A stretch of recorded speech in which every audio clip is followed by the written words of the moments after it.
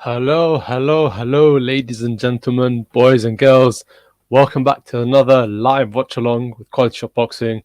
I'm your host, Ali, and in today's live watch along, we'll be watching a few fairly good fights, fairly interesting high level fights, as well as a special exhibition bout on the Boxer Undercard at the Manchester Arena, I believe it is.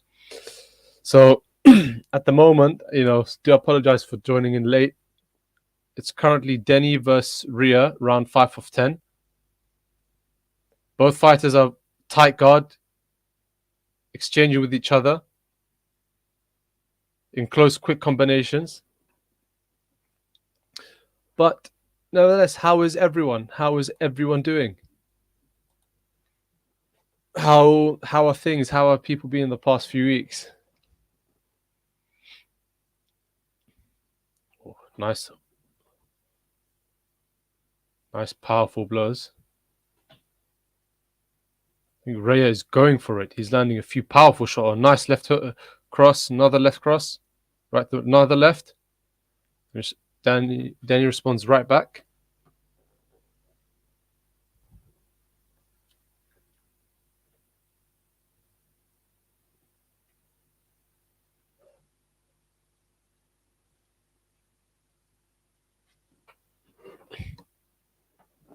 One minute left of round 5.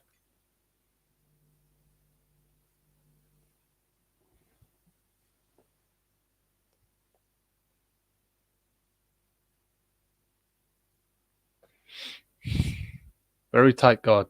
Very good classic. It's one of those classic boxing situations whereby the fighters always tie up close with each other. They take in turns throwing combinations. And strong, powerful, hard combinations too.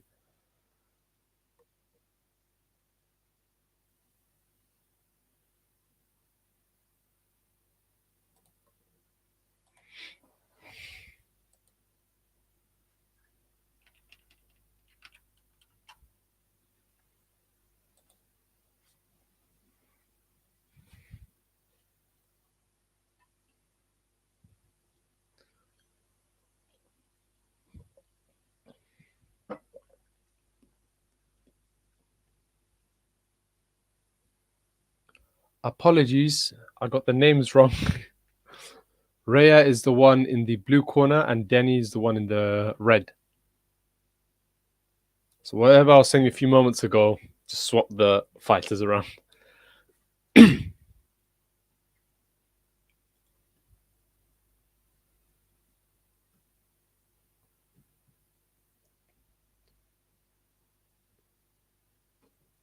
Denny was pot shotting with a few of his punches, few of his hits, and they got through very powerful hits. Another left, another right, left again. This is in slow motion. Another right, crunching right. See, this is the beauty when you watch live boxing shows. It's always when they show it in slow motion that you can understand and see the impact of each blow. So start off round 6.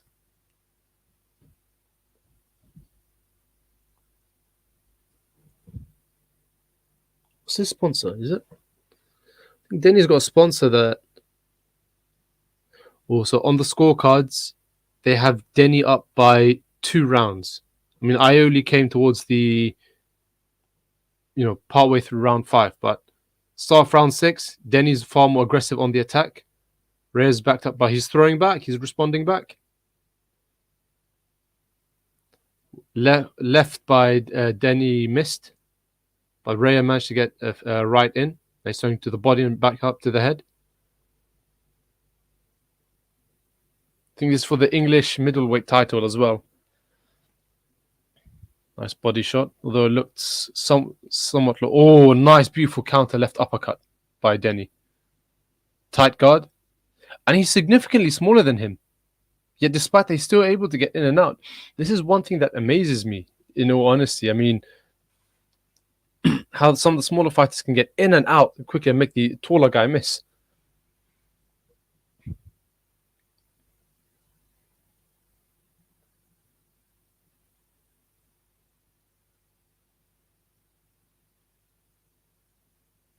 So far, judging this from round 6, we're about a minute and a half way through, I'd give this to Denny. Although, in all fairness, Raya is coming back. He's landing a few more clean and powerful shots. Nice right hand by Raya. Left to the body by Raya, sorry. The referee stopped him. The referee stopped, not the fight, but he's like taking Raya aside, having a word with him. Taking him, not clash of the heads.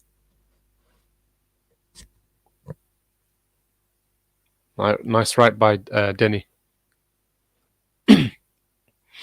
Oh, beautiful combination by Denny. In and out very quickly.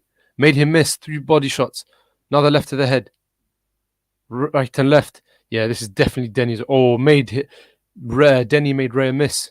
Raya came in with a strong right uppercut. Denny just slipped back, made him miss.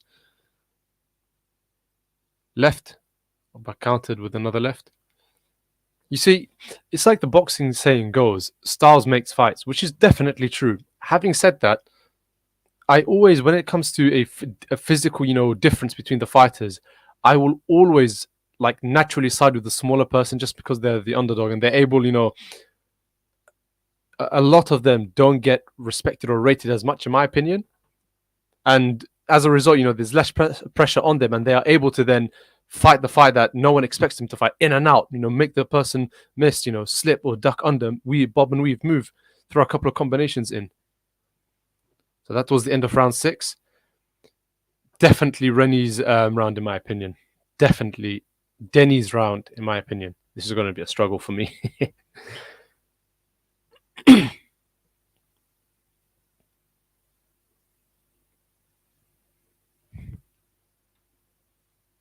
So they're just slowing down the slow motion. Beautiful left uppercut by Denny.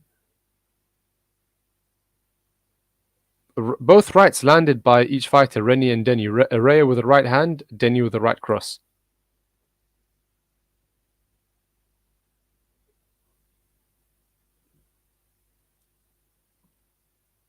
His face looks fine. Looks decent from what I can see, whereas Raya's face looks,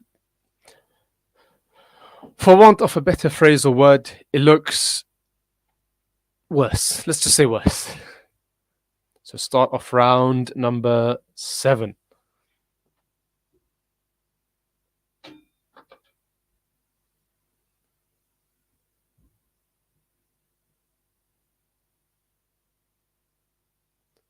Raya so far having 20 seconds in, having landed more punches, more combinations, more active.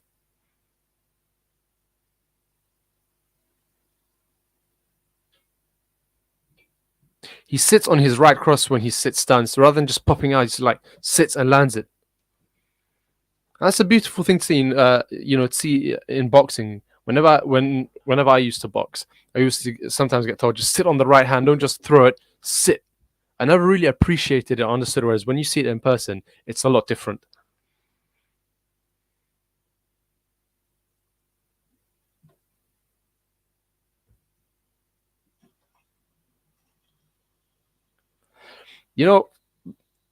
Oh, nice left by Denny. A little bit of an exchange between both fighters and missed. Wild left by Denny. Leaping right by Denny. Right to the body by him as well.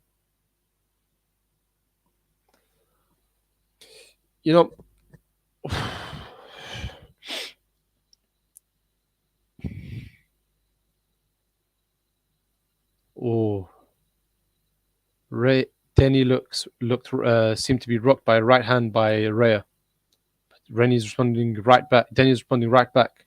The sense of doing both fighters are tight guards. Powerful punches, powerful combinations thrown by Denny. Every single time I'm about to say something, it's always like the action happens. That's why I'm very much like stop, start, stop, start.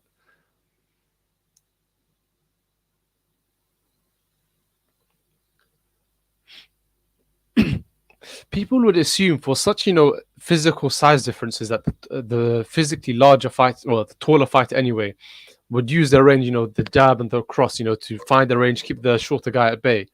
But as a result, I come to find, I mean, I don't know about the rest of you guys, but I come to find that many of these smaller fighters take it slower. Granted, they are most likely bigger, probably way more perhaps, or they're just slower. Yet, despite that, I feel that could be a problem for them. Oh, by the way, Denny's got Rhea backed up against the ropes. Now they're out in the center of the ring. But yeah, as I was saying, I feel like they take it for granted. They take the so-called physical advantage for granted. And the smaller fighter, as a result, is more active, quicker. He seems hungry for it.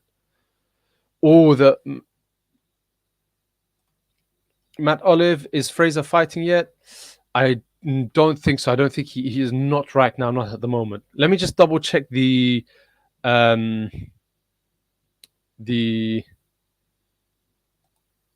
what's it called? The fight card. I'm not sure if he used 4 already. 1 second. Fight.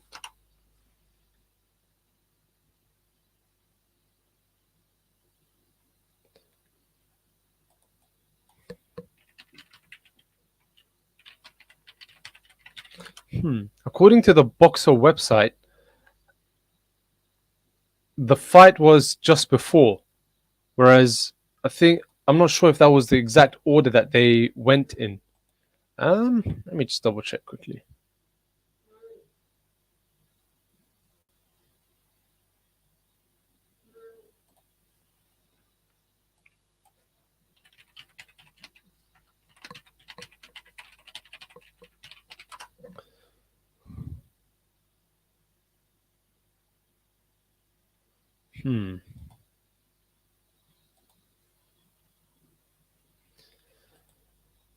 Can't stream anywhere.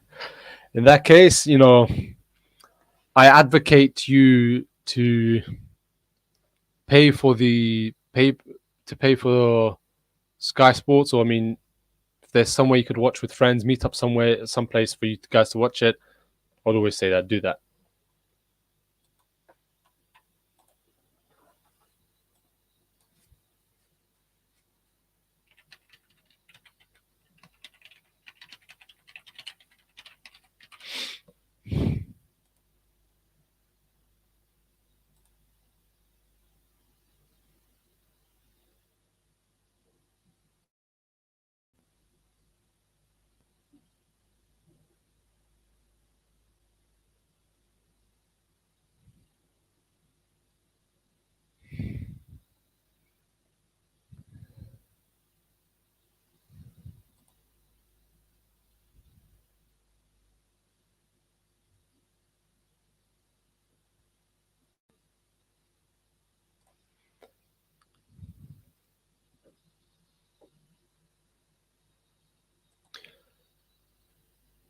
The current fight is the Denny versus Rhea fight. I don't think Fraser Clarke is on yet. Hasn't been on yet. I think that it was scheduled for him to have the ring walk at 8. It's 8:20. I think the Fraser Clarke fight could be the very next one. As I'm sure you're all aware with boxing fights, there's always unexpected delays, or fights that could end early, or fights that for whatever reason things could get delayed. So just bear with us for a while longer. Hopefully, I think the next fight should be the Fraser Clarke fight. I'm not entirely sure, but I'll keep you guys updated. But yeah, just to clarify, it's the Denny versus Rhea fight. It's the Tyler Denny versus Brad Rhea fight, English Middleweight Championship.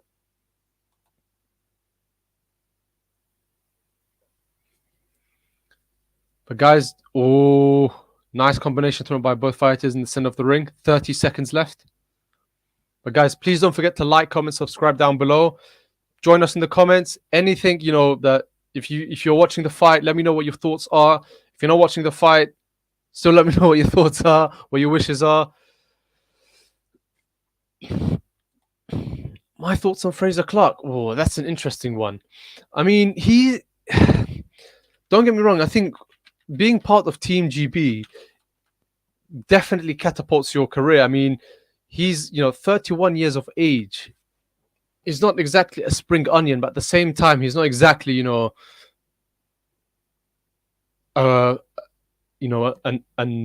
older fighter per se. Yes, Fraser Clarke is just warming up. This is the next fight, Fraser Clarke, for 6 rounds. They're currently in the changing room warming up. But yeah, I mean, in terms of Fraser Clarke, I mean, he's 31 years of age. So I think he's someone who could potentially go far, but that's if he's promoted well. I don't think that he has it in him to become. Oh, sorry. I don't think he has the natural ability to become, a leading heavyweight contender. I could be wrong. I don't know. What I'm trying to say is, I do not think he is spring chick. Did I say? I think you mean spring chicken. Spring chicken. Hold on. What was it that I said a few moments ago? He's not exactly a young what. But anyways, I think he is someone who, if he's promoted correctly, he could become a new Anthony Joshua. Having said that, I don't see anything necessarily special about him. Although, to be fair, I don't. Spring onion. Okay, fair enough. I did say that. By the way, the viewers' verdict on this scorecard is 79 to 74 in favor of Denny.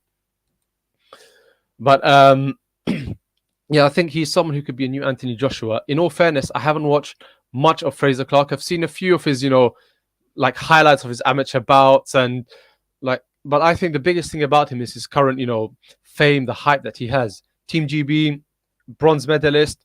That's still a feat. That's still a commendable achievement. So he is someone who's got that backing behind him. He just needs to be promoted correctly in the same way that Anthony Joshua was, in the same way that Joe Joyce was.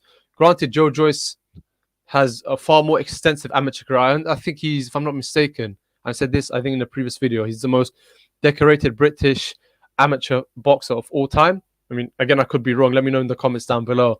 But if he's promoted in the right way, the same way that Joshua has, the same way that Joyce has, what's to say that he can't, fight for a world title shot soon? I mean, if Joe Joyce is being touted now at the age of 36, and Fraser Clarke is 31, he's got what?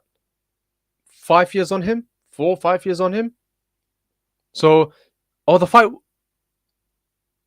wasn't stopped. I think the referee just warned in point deduction. I think 1 point from Denny. But yeah, I mean, he's someone who could potentially do it. Oh, hold on. Or Reyes troubling Denny.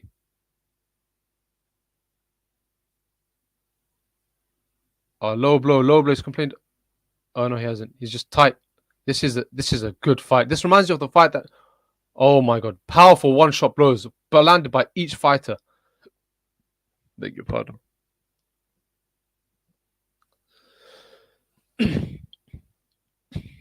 Yes, Fraser Clarke. I see Fraser Clarke, in a nutshell, becoming a potential household name.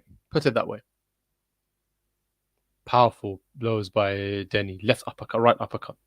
Standard, beautiful combination. Wild left miss by Denny. Raya in with the 3 punches. All body shots. Oh, right hand landed by Raya, and he's troubled.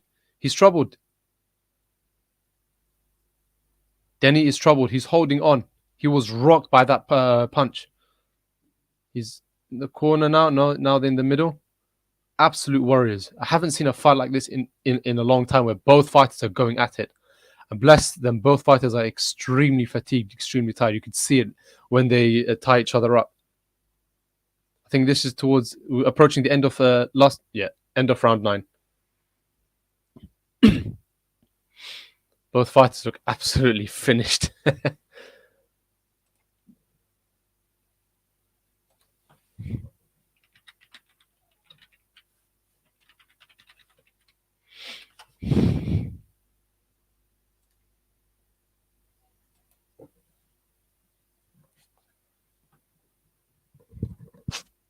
Oh, a nice powerful left landed by Raya in slow motion. Oh, that looked like a low blow. And you can see Denny looking up at the ref. It's awkward for these fighters not to land, in some ways, for them not to land low blows or land accidental low blows, because they may be aiming to an uppercut for the body, or they may be aiming for a particular punch that's a completely legal punch, but the other fighter, say, leans forward or or moves in a way, or maybe moves forward or backwards in a way that it ends up landing, especially if the person who's throwing the punch, say, decides to dig in deep. So you can understand an accidental low blow that's not intentional. I mean, it's like in football where someone goes for the ball, but they ended up, accidentally taking the man out. It looks horrible, but that's not the intention, if that makes sense. But start round 10, final round, they have Denny up by 3 points. Bear in mind, he was deducted 1 point. So yeah, he was up by 4 points. I think they deducted 1 point. So Raya has to go for the knockout.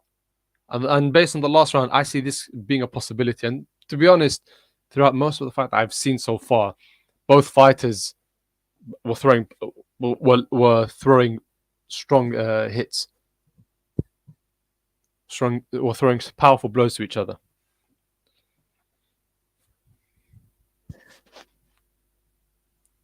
But guys, let me know what you think as well. Of Fraser Clarke, where you think he will be, where you think his career trajectory could potentially show. What his career trajectory could potentially be like. I think Ray is playing the smart game, making Denny is playing the smart game, making Ray a miss.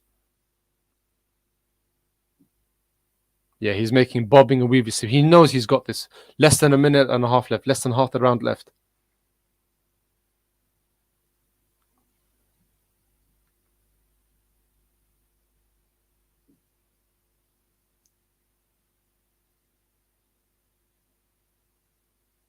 Ray is not applying enough pressure. He's not.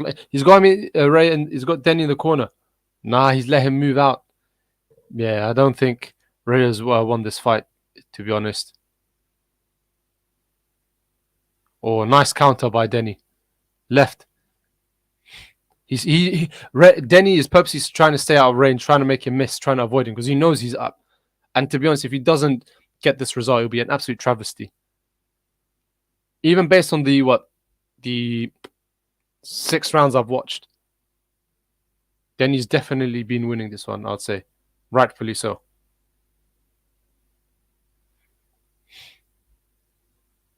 Denny's keeping him at bay, which is ironic. The big guy is being kept at bay. 15 seconds left. 12 seconds left.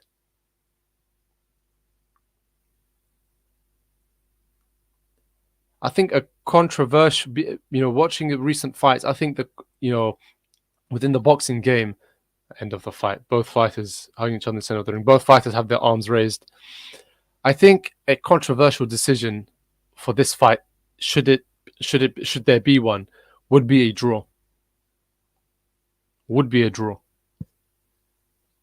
I don't see Raya having won this. If he does, then God knows I'll be so gobsmacked.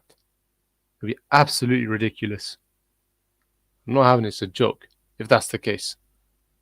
Because this is a problem. Many referees, they don't know how to judge it. They call themselves experts. Some of them don't even fight. They have never fought before, amateurs or professionals. So, and yeah, it makes you wonder, how are they in a position to judge professional fights? People's livelihoods, people's careers. So let's wait a few moments and we can have the outcome for this fight.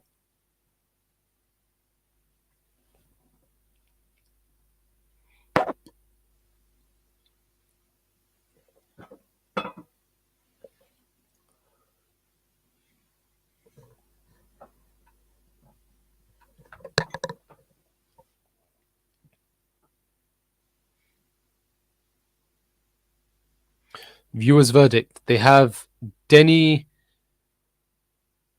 up by 3 points. This is after considering the point deduction.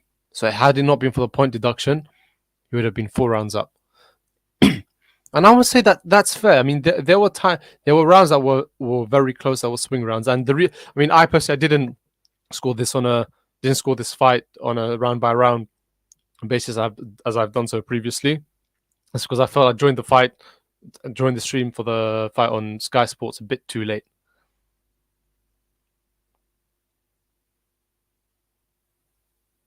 So both fighters in the center of the ring.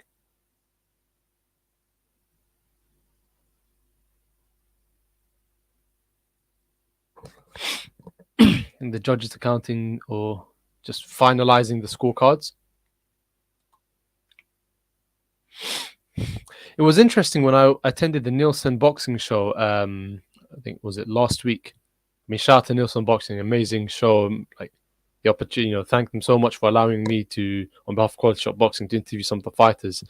But seeing the British Boxing Board of Control, representatives in front of us was a bit, I want to say weird, but I wouldn't even say surreal, but a bit of an interesting moment because despite all the controversy surrounding them, with the Conor Ben, with the Tyson Fury, with how they deal with matters, yes, rightful decision given to Denny, and both fighters are hugging each other in the center of the ring.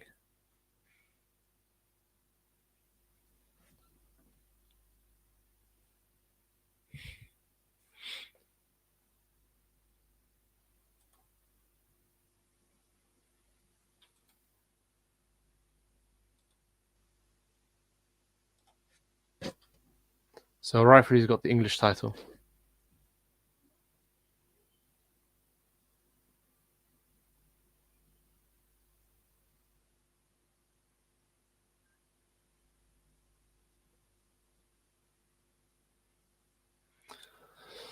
So, guys, let me know what you think down below. Let me know what your views are on this fight, on this particular fight that you guys may or may not have watched. What you guys think about boxing overall.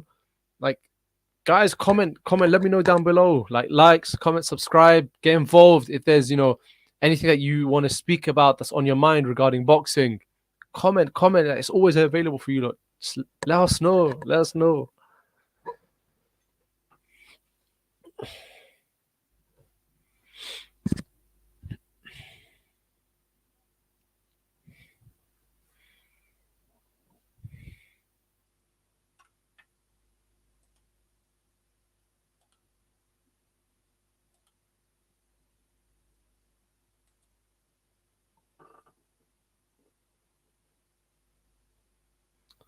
So they're interviewing both fighters now.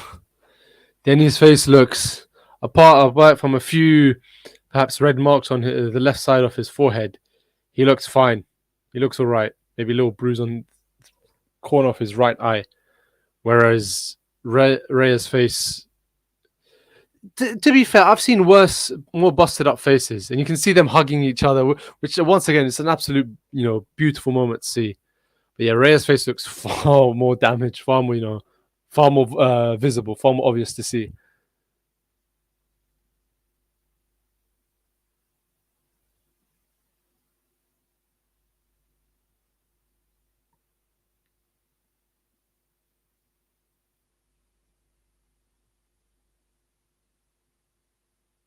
Absolute warriors, though. They both went at it.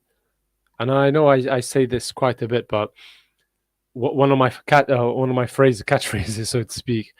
But I mean, for fighters to throw those kind of punches, like it reminds me of the what was it, Clarissa Shields, Marsh, in terms of how they were able to keep up that tempo throughout the entirety of the fight, or in this case, from when I first watched it towards till the end.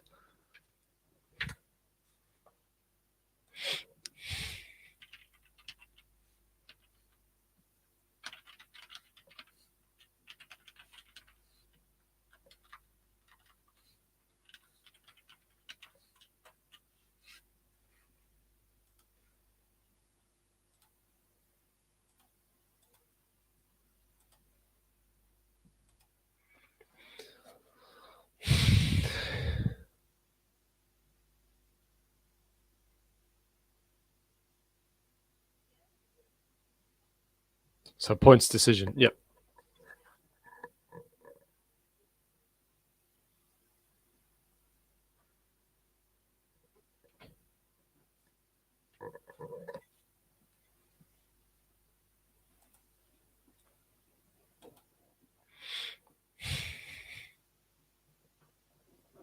Johnny Nelson and David Caldwell, both being interviewed at the moment.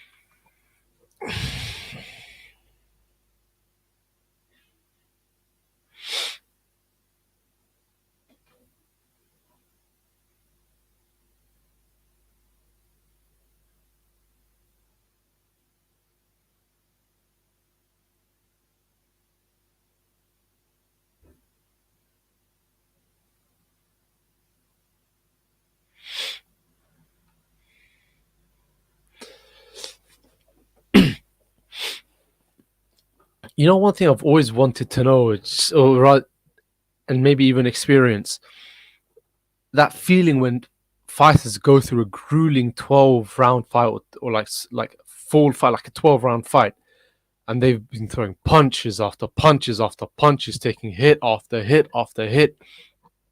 Just that the moment they hear the final bell, ding, ding, ding, I don't like whether they win or lose. Obviously, the loss will probably end up affecting them more because that's just how fighters are built. They hate the loss, or most of them anyway. They hate the loss more than the actual pain that they suffered. But I just want to know what goes through their mind the moment they hear that final bell. Like, what's the very first thing? Like, I want to experience that sense of relief as well. When you put your body through that much tension, that much pressure, that much stress, that much punishment, how it must feel afterwards. Like the relief. I don't even think they'll be happy. I think they'll just feel more relieved. When they go back to the changing room, just going to have a shake, shower, sit down for a bit, get a massage. That would be nice. Oh, jacuzzi. I think Derek Chisora, after he lost to Usyk, he went to get like he went to buy a bunch of like five. That'd be pretty nice if it was halal anyway. Or McDonald's. McDonald's start making their food halal too. Trust me, the way I'll be eating it.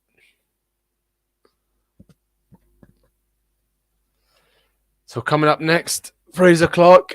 I think they're just showing a little snippet or recording. They interviewed him earlier.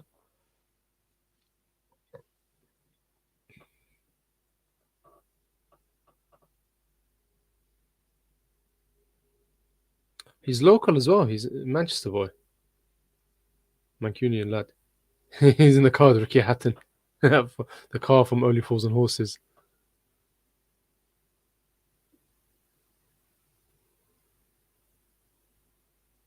Which is interesting. Ricky Hatton is, I understand he's fighting later at Marc Antonio Barrera, another legend of the fight game.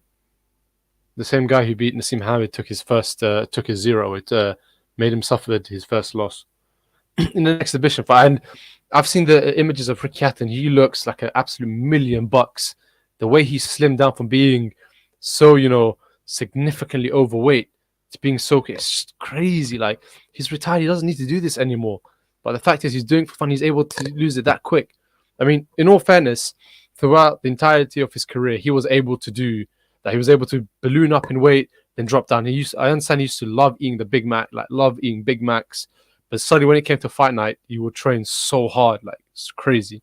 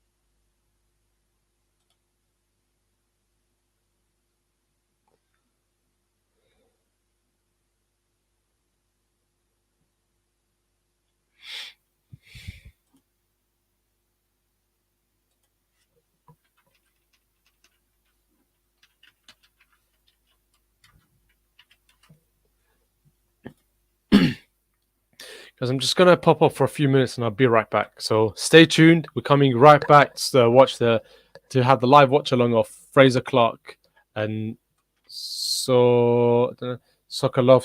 I think. A few minutes, guys.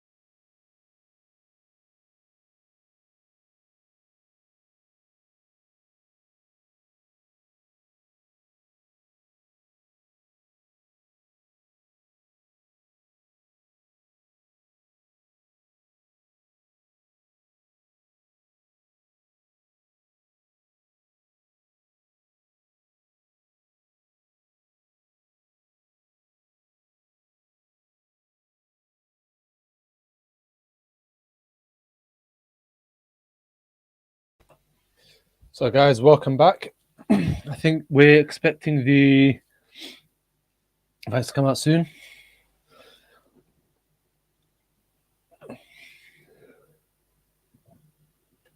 It's not Barry McQuiggan at the back, is it?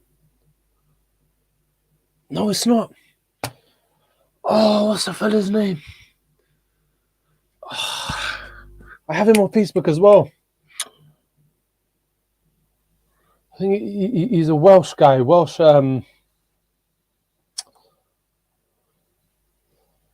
What's his name? The name's gone. Yes, now they're walking out. Clarke versus Sokolowski. I think Sokolowski should be walking out first. No, it's not. It's Fraser Clarke walking out first. Big Fraser.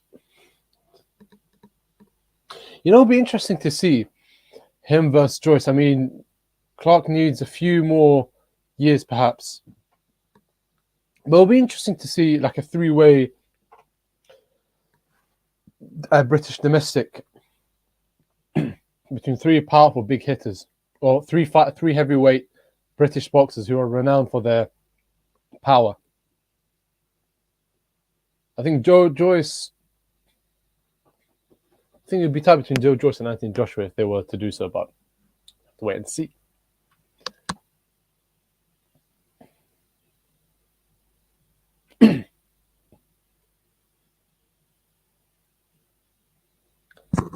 So, Big Fraser is making his walk into the ring, making his entrance into the ring. Stepping through the ropes. You know, this is going to be one of the weirdest questions I've ever perhaps asked or so. And I'm sure this has been answered many, many, many times before, but I just don't understand. In boxing, they call it a boxing ring, but it's shaped like a square. Can anyone please try to explain to me how that is the case? I mean, is that something that was dated back when they made the Queensberry rules? Like, why is that the case? I mean, I have heard of it before, but I've just, I don't understand it. And by the way, Sokolowski is in the ring. Oh, did he make his entrance beforehand? I didn't see that. But yeah, I mean, guys, just let me know down below why they call it the ring, or I mean, they call it the squared circle, or the squared circle. That's like saying the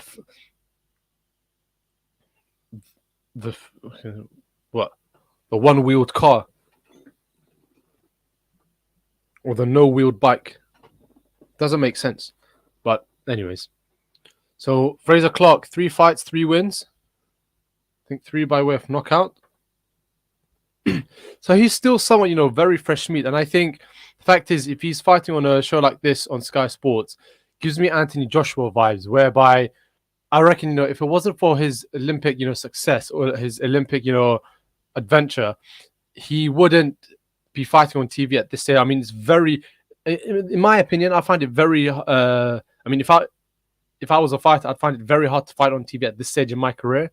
But like I said earlier, at the start of this live watch along, that he has the hype due to his Olympic pedigree, and he is being promoted by a very upcoming, fresh-faced promotion company. I think, if I'm not mistaken, I think in Boxer. Again, correct me if I'm mistaken. The fight's about to begin out in the center of the ring. Do you guys think this is going to be a knockout? Do you think this is going to be a points? I think this is going to be a knockout. Sokolowski looks a bit wild. He's more active so far, but he looks wild. Look very frantic.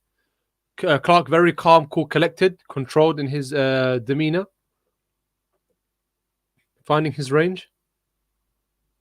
Couple of jabs. If you could throw combinations hit by both fighters. Very wild punches by Sokolowski. It's like jab, then overreaching. This isn't a pop fight. Fraser Clarke, definitely the bigger fighter. Jab, left hooking his head. Oh, nice right uppercut by him, and powerful left uppercut by Fraser Clarke.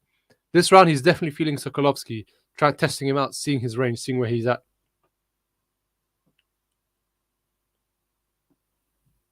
Wide hook. Right hook by Clarke. He's very cool, calm, collected. I see Fraser Clarke winning this one by knockout already. Beg your pardon.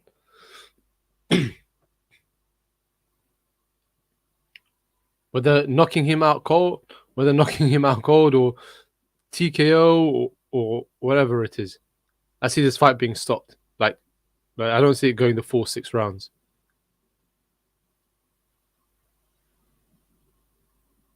This is definitely Clarke's round so far.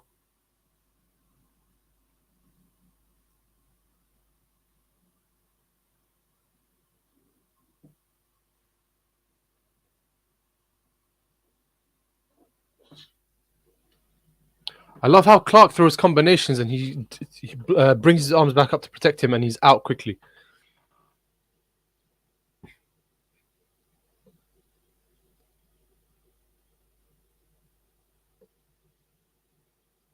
Clarke, for a second, I thought he looked troubled, got wobbled, but no, he's good. Carry on.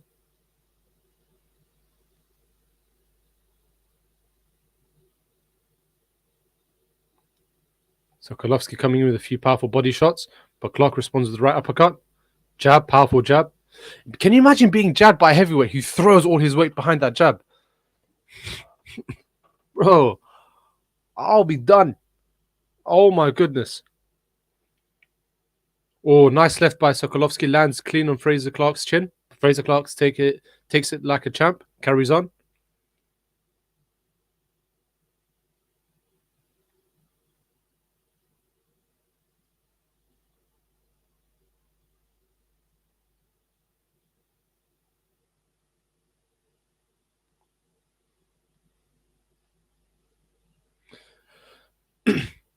Good rounds for a heavyweight fight anyway. Good rounds. Normally heavyweights I've noticed in recent fights, they take their sweet time to get into it. First rounds always testing each other out, not as active. They're just active. This has been a good one. Very clean technical fight by Fraser Clarke. Wild punches thrown by Sokolowski. Both of them have landed pretty decent shots, to be fair. So, but overall, this definitely, without that, so far round one, Fraser Clarke round. US verdict, live blog.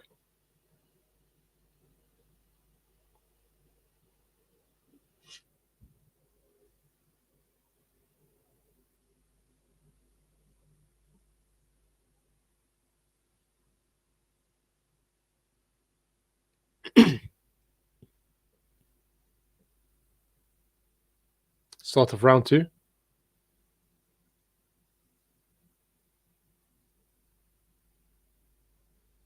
Fraser Clarke, the significantly bigger fighter.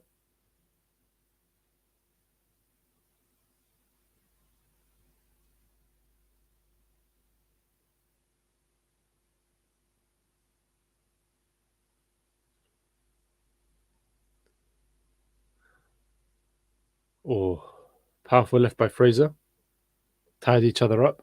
I mean, we're 40 seconds in, and compared to the opening 40 seconds of round one, Fraser Clarke wasn't as commanding as he is so far. But maybe I'm being a bit too harsh. Let's see how the rest of this round goes. Right by Fraser Clarke misses. Now they're tied up again. Oh, nice! Quickly got off that tying up and landed two good clean shots on Sokolowski. Fraser Clarke feeling him out with a left hook to the face.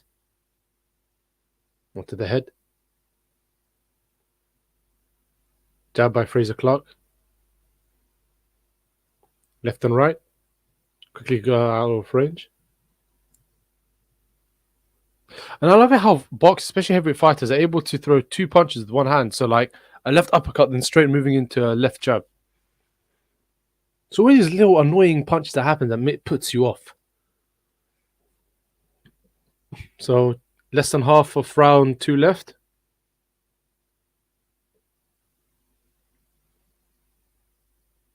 Wild overhand right miss by Sokolowski.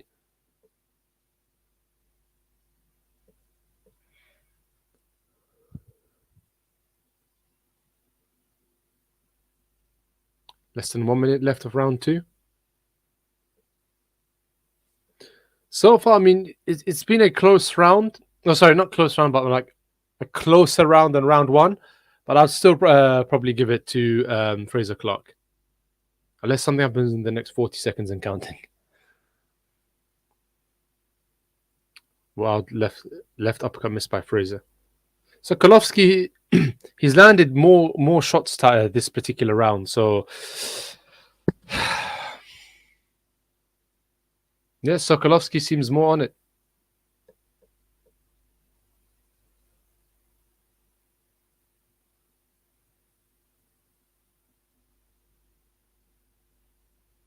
Oh, punch tried almost land on the back of the head of Fraser Clarke by Sokolowski.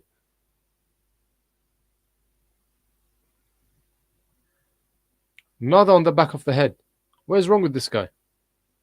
So end of round 2. A much closer round, in my opinion. It might take a much closer round. Having said that, I would still give it to Fraser Clarke. 2 rounds up to Fraser Clarke so far. But guys, let me know down below if you agree with my scorecard so far. Let me know what you think. And don't forget to like, comment, subscribe down below too. If there's anything that you want to say if you're watching this fight, comment.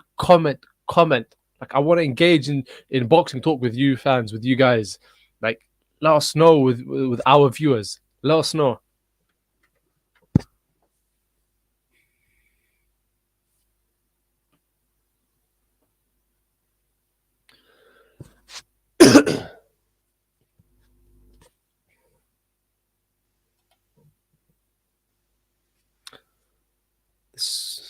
Smith brothers are here.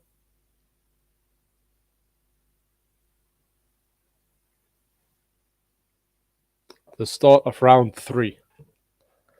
Guys, don't forget to like and subscribe down below if you're new as well.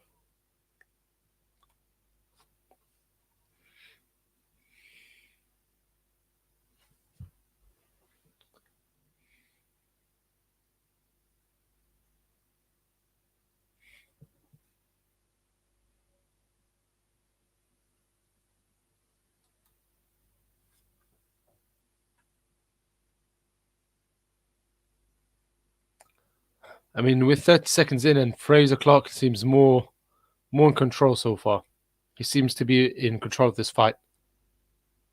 But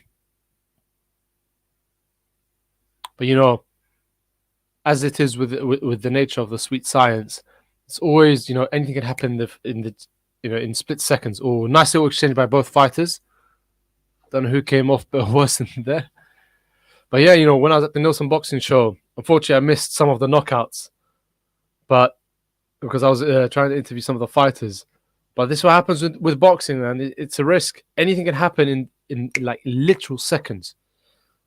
So no matter how much a boxer can dominate, ultimately all it takes is less than a second to win the fight. I mean, I think Carl Froch happened to him. Same thing happened to him during his career, where he fought someone, one of his most famous fights. I think he was losing on the scorecards.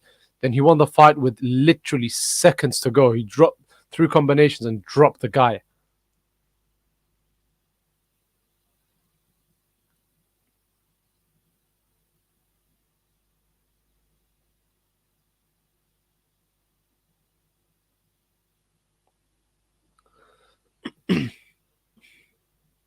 Fraser Clarke is throwing some combinations, but then Sokolowski is responding back with a nice little one powerful left hook to the jaw. And Fraser Clarke is taking it. Although I don't know if that's going to be, you know, if that will affect him a lot compared to certain fighters like Joshua, or that will be able to walk it off like such as fighters, for example, like Joe Joyce. I think Fraser Clarke is starting to slow down. He seems a bit more fatigued compared to round 1. So for him to lose fatigue that quick, on the back of the head, 2 punches on the back of the head by Sokolowski, he needs to be careful. It's not on. Absolutely dangerous, especially for heavyweight fighters. Absolutely ridiculous. It's not on. But yeah, as I was saying, I mean, obviously, as the rounds go on, you get more tired and more fatigued. But he's nice combination thrown by Fraser Clarke. Tying each other up. But as I was saying, it's a bit concerning for him to steam out that quick. I mean, he didn't even seem like he was putting on a lot of pressure in round one. So for him to be, from what I see anyway, for him to be losing that much steam, it's a bit concerning for him, because once he progresses, once he's um, correctly promoted and his career grows and he fights the bigger fights, quicker. Once he fights elite level fights such as Fury or Usyk, what's gonna happen to you? You're gonna gas out and you're gonna get done. Hopefully that's not the case. Hopefully it's something that he can learn from and take forward.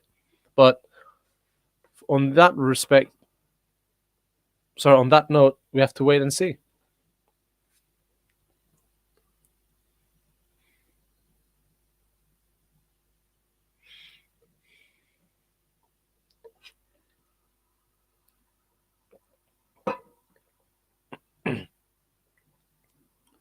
So start of round 4. I think round 3 was a swing round. It was close. It was a swing round, I would say. Although Sokolowski, when he's throwing his combinations now, he looks like he's dropping his right hand. Yes, Fraser Clarke coming back, throwing bunches and combinations. Throwing punches and bunches.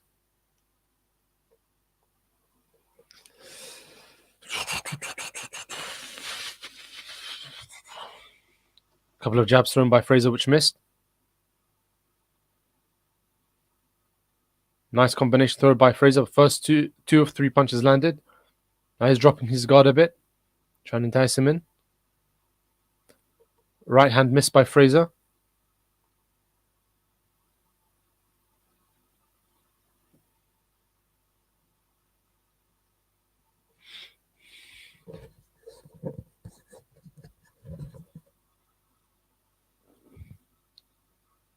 Two quick body shots, short body shots by Sokolowski, and then right uppercut landed by him on Fraser Clarke.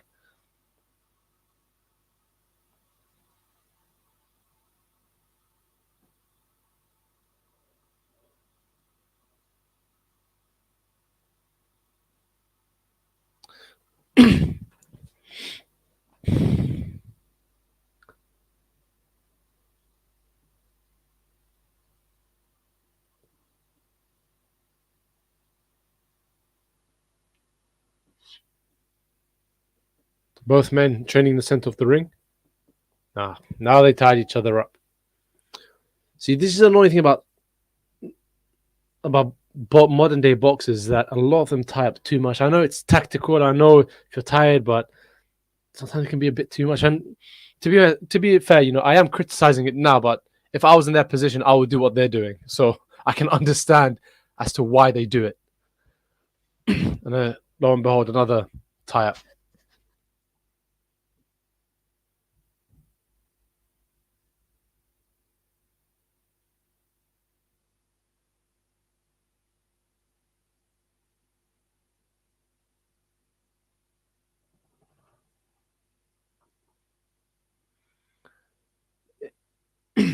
"30 seconds left of the round from now." Seems like another shot on the back of the head.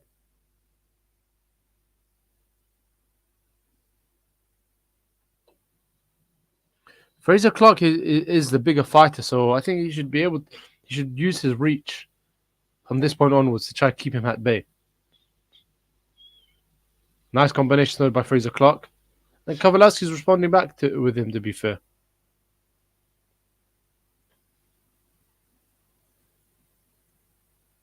End of round 4. A swing round, but something in me is telling me to edge it towards Sokolowski. Kozlowski. I forgot his name. Let me check his name quick.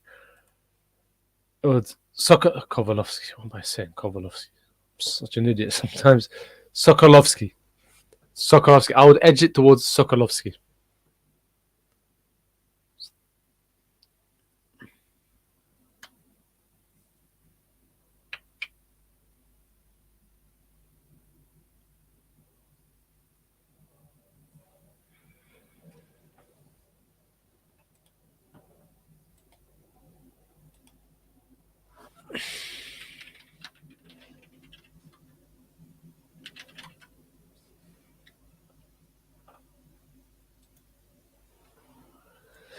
The start of round 5. Let's see how this one pans out, how this one fares. I think clash of the heads. I think the referee stopped fight is sending Sokolowski in the corner. Oh yeah, he's bleeding. He's having a cut just below his eye. You could see as soon as the clash of the heads happened, Sokolowski, you could see him wincing in pain.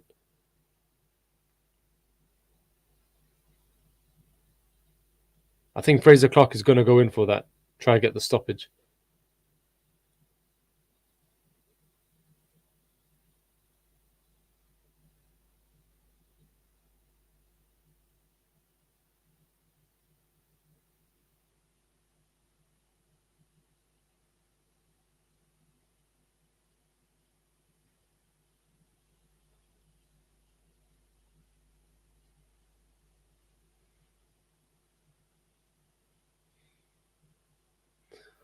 Combinations thrown by both fighters, and Sokolowski is responding back.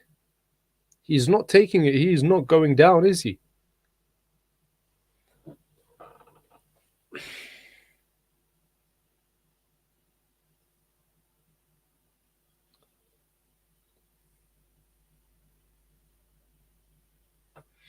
Despite that, Sokolowski is landing more punches, I feel, this round. This one, I'm going to have to give it to Sokolowski again. 2 rounds to 3. Or 3 rounds to 2, depending on how you see it, in favor of Fraser Clarke.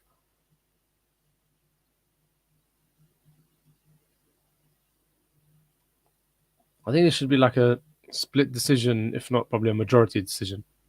One of them. I don't think this is going to be an outright win, like a unanimous decision for him.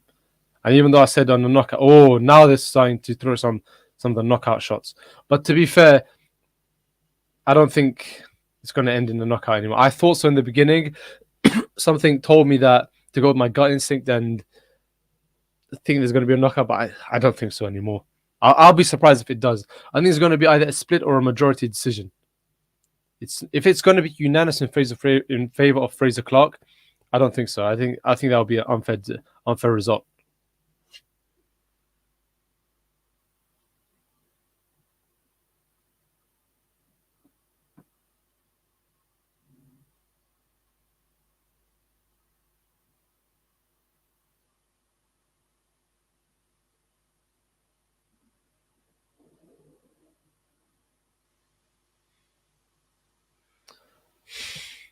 I don't think Fraser Clarke is taking advantage of Sokolowski's cut. I don't think I think at the start of, sorry, not at the start, when the fight resumed after the cut, he seemed to be more aggressive, like he was hunting that left eye, but I don't see that happening as much anymore. And to be fair, this is only 6 rounds. Had this fight gone on for 10 rounds, 12 rounds even, could this have ended in a knockout? I would have said far more likely, yes. Although 6 rounds, I think now in hindsight, that was a bit too short. Maybe my prediction was a bit too early to make.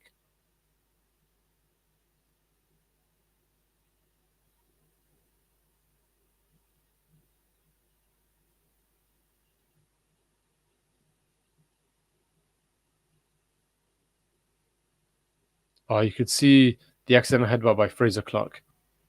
As he's tried to come back up, his head smashed the right, this sort of bone. I don't know what you would call it here. The eye socket maybe of Sokolowski.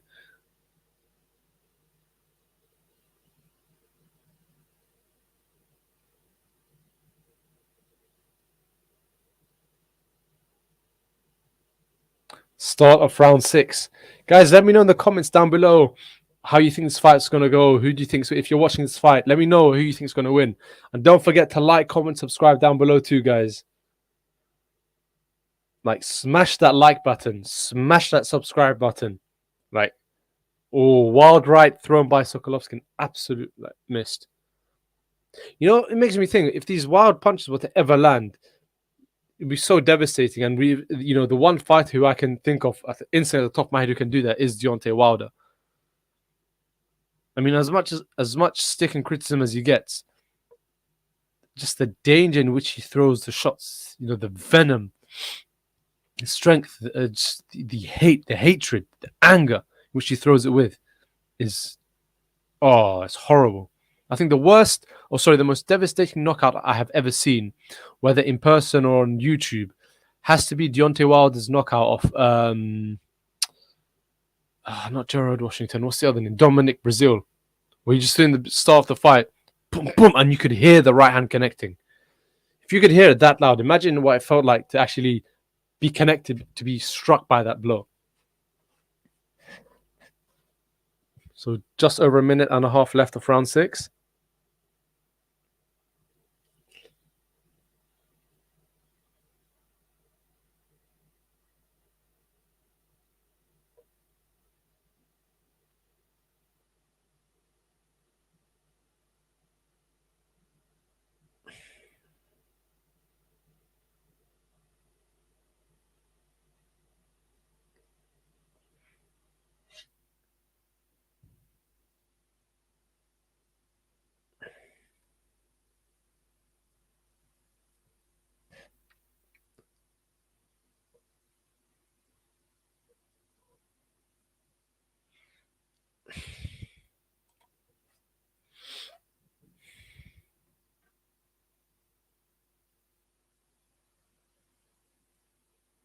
I don't know who I'd edge this one to.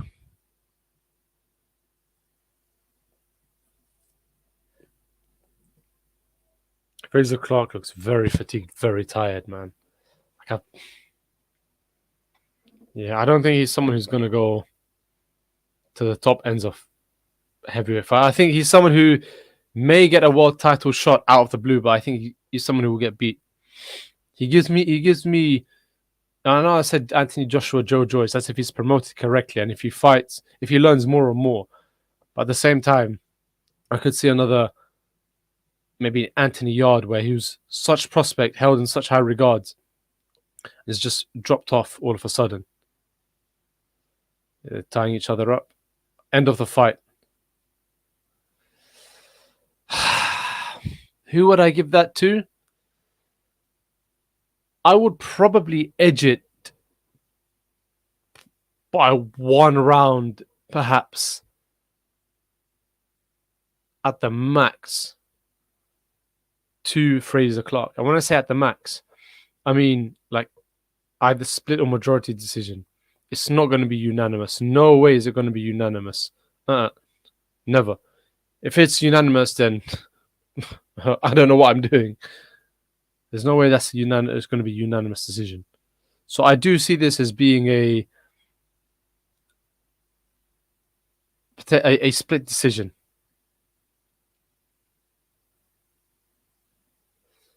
So later on, they will have the Natasha Jones, Mary Evie Dicaire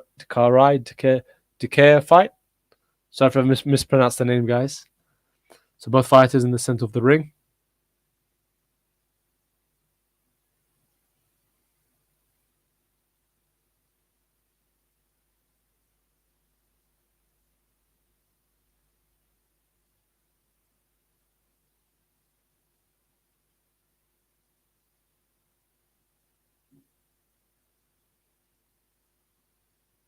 Fraser Clarke gets the decision.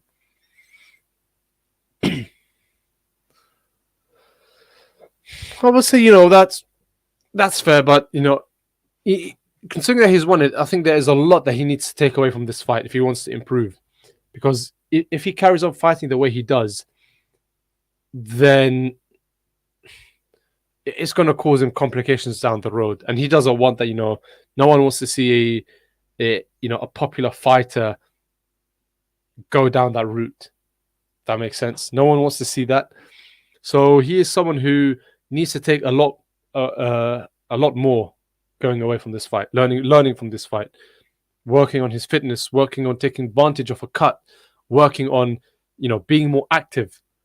Because once you fight fighters, if he was to fight fighters like Wilder, he needs to be on the aggressive, on the front foot the whole time. We saw that with Tyson Fury and Wilder. Tyson Fury, we never knew that. Well, Tyson Fury is not necessarily renowned for his knockout power, But he was on the front foot with Wilder and he ended up knocking him out. And that psychologically plays a big effect on someone. So that's something he needs to consider moving forward in his career, in my opinion. It's something he needs to, put perhaps more of a focus on. Because aside from Wilder, if he fights a fighter like Ruiz, for example, we all know Ruiz is not afraid to get into it. Ruiz is he has a tight guard. He won't necessarily move, but when he does move, he will move so fast and so strong, and he will aim to hurt you. And he will aim, not just aim to hurt you, aim to knock you out. Like it's not like he throws punches to test per se. Like he'll throw maybe one or two very light ones, then he's going to go in for the kill. And coming up against a fighter of that caliber, of that standard, like Andy Ruiz, I think Fraser Clarke could be in deep trouble. So there's something he needs to work on. He needs to work on his fitness. He needs to work on his aggressiveness, and he needs to work on taking advantage of situation. I mean, it's a combination, I guess, or you could say it's an offshoot from aggressiveness, but having more of not just aggressiveness, but also focusing more on taking advantage of situations. If you know a fighter's got a cut, go for it. End that fight. Tire him out. Make his corner throw in the towels. Something he needs to do, because he's got the frame for it. He's got the power. He's got the physical capabilities, and that's not in doubt at all. He just needs to know how to take advantage of that. Like I said, yeah, he beat Sokolowski by points. He needs to take advantage of that because, like I said, earlier, he's 31 years of age. He's not exactly a spring chicken. I know, Faizan, you're probably watching this. He's not a spring chicken anymore. So he's someone who needs to learn these things, learn these lessons quick.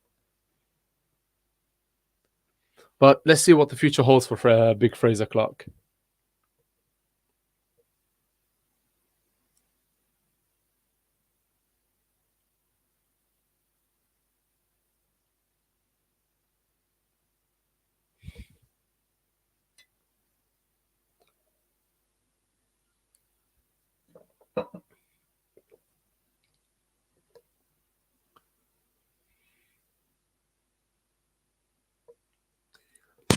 So I think the next fight will be... Ooh.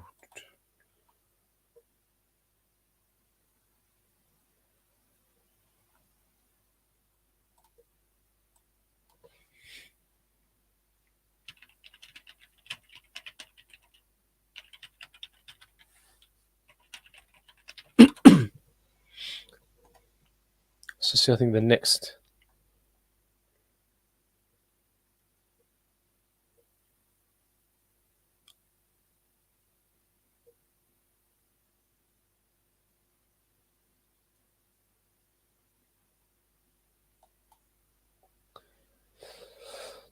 Let's just see the...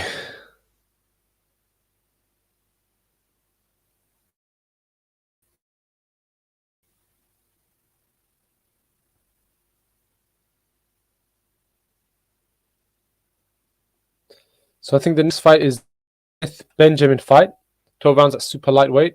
Then we've got the Jonas, then we've got the Hatton Barrera. So 3 more fights, guys. 3 more fights. Well, actually, no, hold on.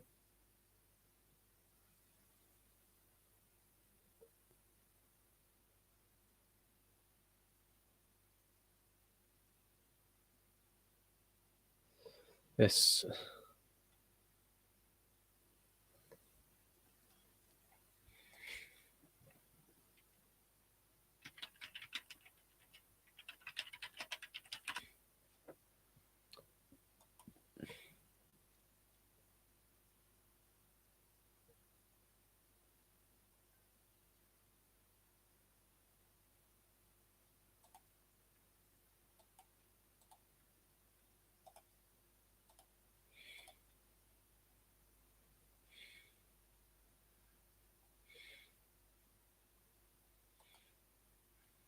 Let's just see the live.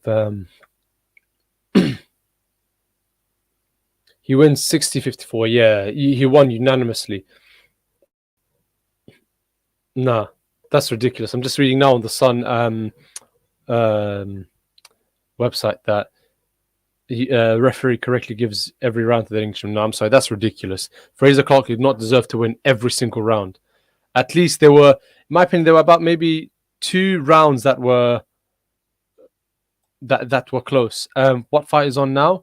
I think there's no fight on at the moment, but I think the next fight is. I'm just trying to find out because I think the main undercard has been very weird. I mean, checking on the Boxer website, they're saying some fights were. I think the way they arranged the fights was different to how some other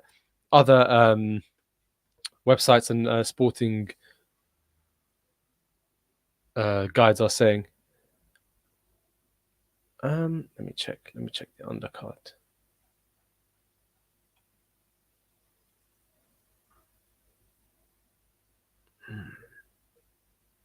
I'm not even sure which one is meant to be next. Go on Sky Sports, probably best bet. Sky Sports, boxing, live, undercard. Let's just see. Boxing news, boxing fights.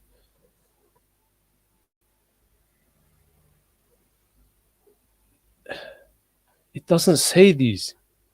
Where is the undercard? Like, where are the correct undercards?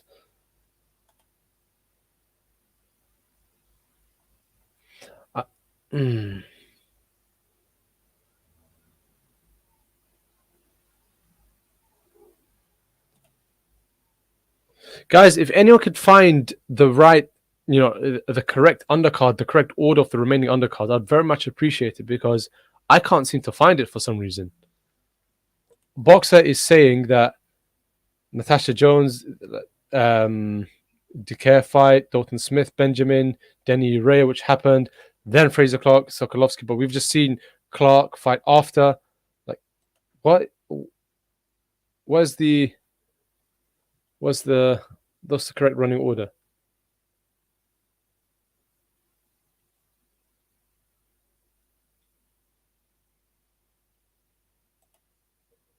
To go on Sky Sports and click on boxing, then click live fight night as a live text stream. You have to go to Sky Sports and click on.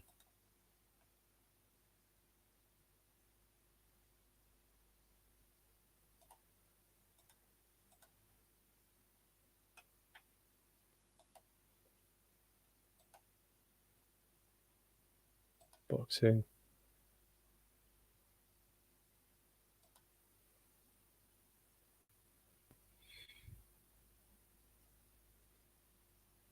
Okay, perfect. Faizan, thank you so much. Okay, maybe I didn't click on it. Maybe it's just being an idiot. But yeah, so the next fight coming up is the Dalton Smith Casey Benjamin fight.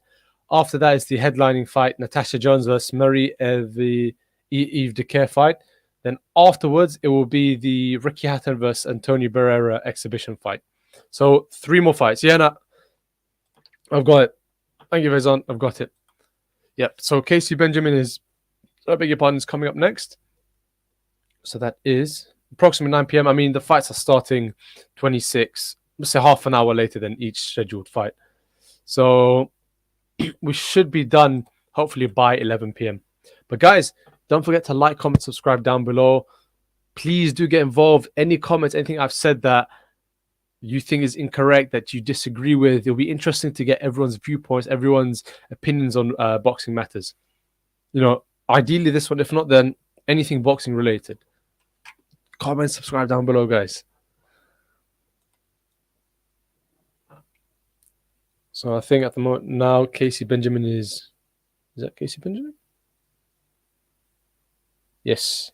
Casey Benjamin has made his way to the center, to the ring. Let's say center of the ring.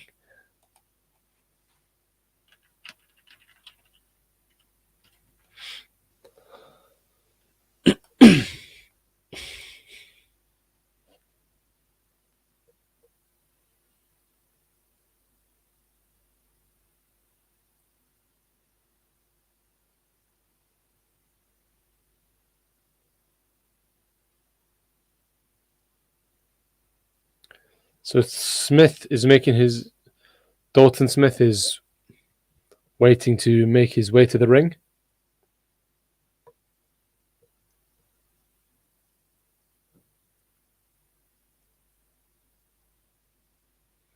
I don't know how many rounds is this fight.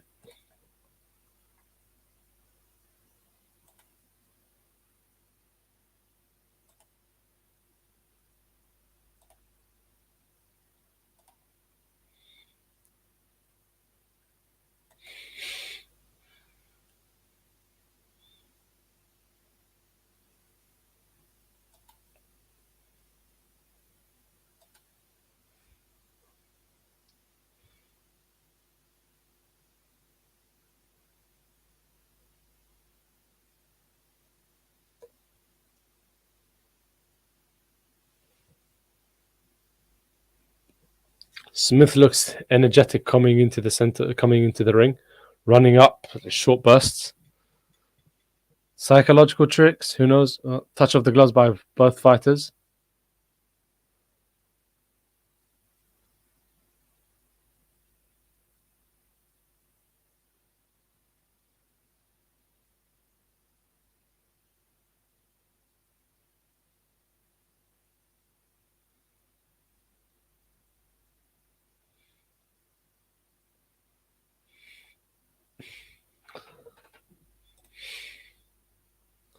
The British Super Lightweight Championship.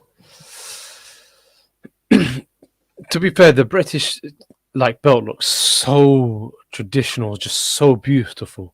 Looks so much nicer than like the WC belt, WBC belt, and all these official Big Four titles. So Benjamin is 27, 18 fights, 16 wins. I think one loss, one draw maybe. Didn't catch the last second of that.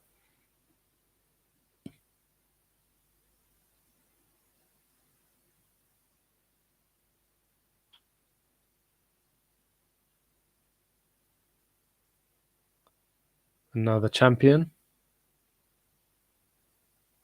Dalton Smith, 25 years of age, 12 fights, 12 wins, 10 KOs. Oh, this could be an interesting one. This could be a very good one. Could Smith aim to go for the knockout this time? Who knows? Could this be a points thing? We don't know. I mean, we've seen in recent fights as well where by things we expect to go don't exactly go that particular way. But at the same time, we also see fights going that way. So, I don't know about you guys, but whenever I see records, boxing records, and I think to myself, yeah, this fighter's a knockout fighter, this person's a points fighter, part of me thinks, I should expect a knockout, I should expect some fireworks, but part of me also thinks that that's not always going to be the case, because whenever I predicted stuff like that, ends up not being right, which, to be fair, it can happen. But this should be an enjoyable fight to watch, nevertheless. But start of round one.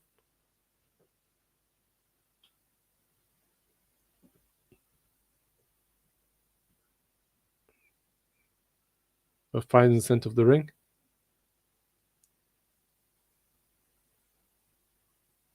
Casey Benjamin looks very flat-footed. Oh, no, he doesn't. The way he was walking seemed his front foot seemed quite flat-footed.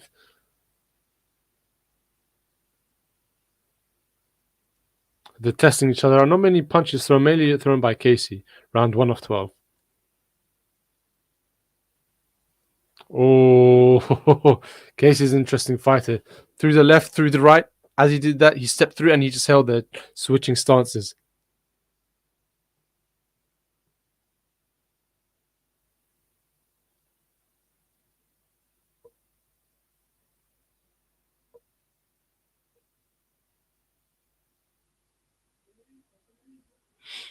One minute in, I'm giving this to Casey so far.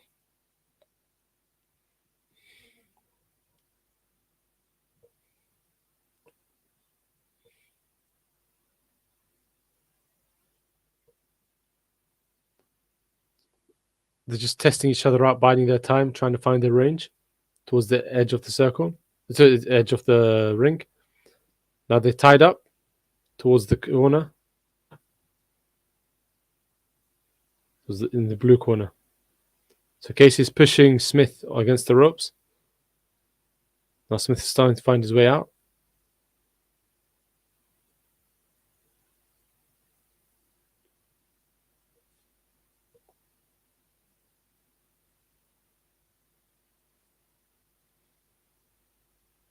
Casey's on the front foot. Oh, nice jab and step, leaning back.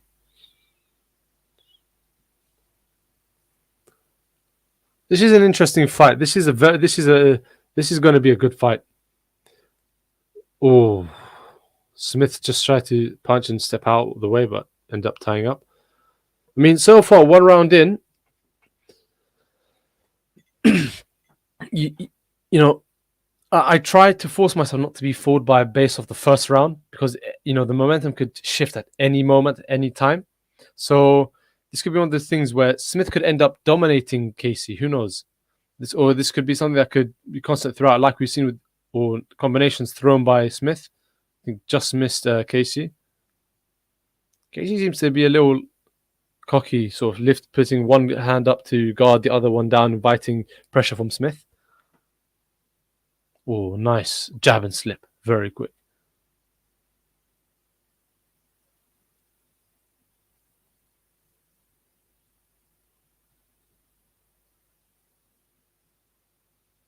End of round 1. Good fight, but I'd give this one to Casey. Casey Benjamin.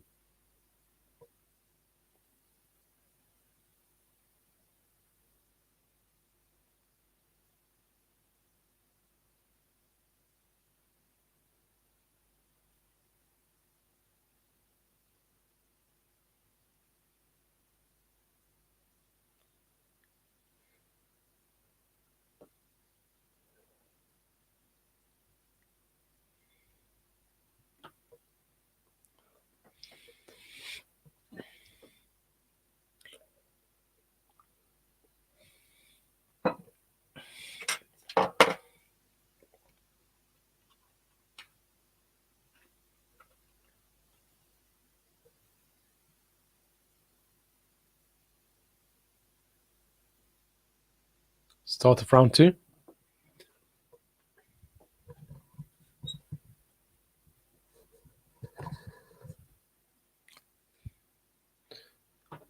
Couple punches thrown by Smith, but then Benjamin answered back and they tied up. Still in the center of the ring. Smith throwing some combinations and making Benjamin miss. Benjamin slipping out. He seems a very... I was going to say erratic, but at the same time, if that's just his style on purposely how he fights, then maybe he's just an awkward fighter. Pardon.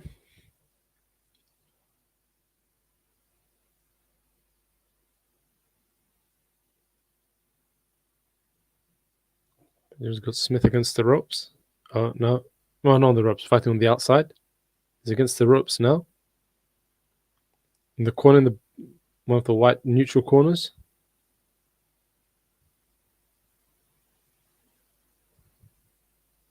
Nice right and to the body and right to the head by Benjamin.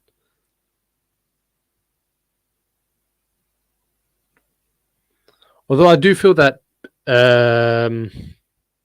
Smith is coming into his element. He's coming to get him slightly based on the first, round and a half of the fight. I think this is going to be a chess match, a boxing match, waiting to see who moves first. I think this will be a fight where, just like the previous fight, the first fight when I joined, it was they took it in turns. One fight did this, the other fighter did that. So I think there'll be times where Benjamin would throw the punches in bunches, and Smith will cover up. And then there'll be times where Smith will throw the punches in bunches, and Benjamin will cover up.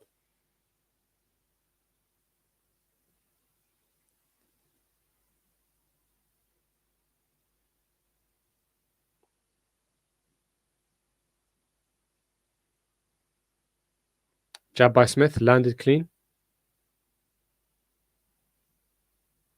Not jab by Benjamin, landed clean. Well done. Oh, punch thrown by Smith. Looked like it rocked Benjamin, but Benjamin's back up, ready. As in, he wasn't knocked down, but like I said, it will be a chess match. There were times in this particular moment now, Smith threw it, Benjamin covered up. Benjamin threw it, Smith covered up.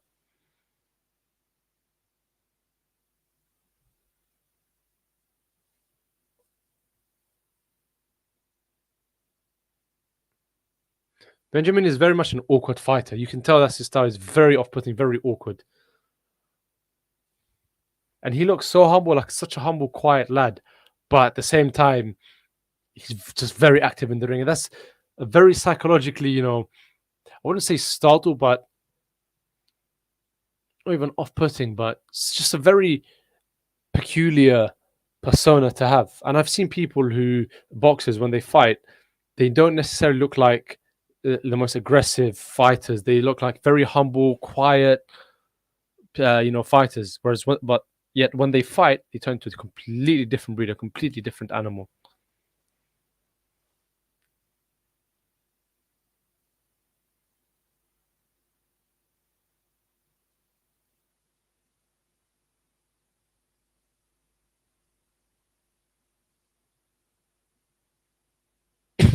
Barrera is walking into the venue now, getting ready for his exhibition.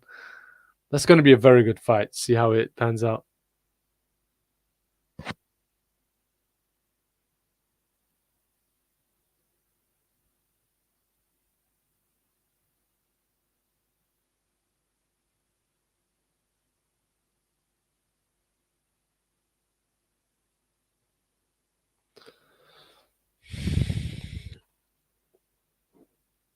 First round, I gave it to Benjamin. Second round, swing round. Third round, we're underway in the third round. Well, 2.5, just under 2.5 minutes left.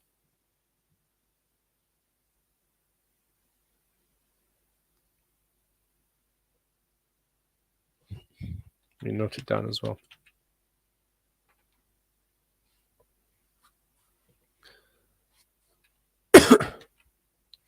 One, Benjamin. 2, swing. 3. Minute 50 seconds left from now.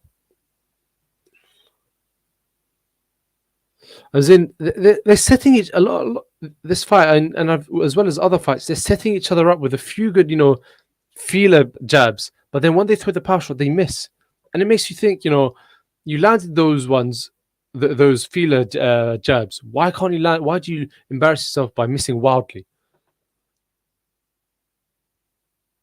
And that's something, again, they need to consider in terms of the timing, in terms of the speed, in terms of perhaps the power of each shot. Should they throw just the feeler ones and boom, or should they throw powerful shots and feeler ones?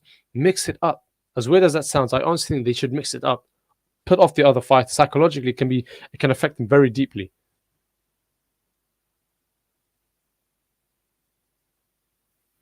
I think both fighters now are trying to counter, jab, and hit and not get hit. And this is where the speed and the timing comes in.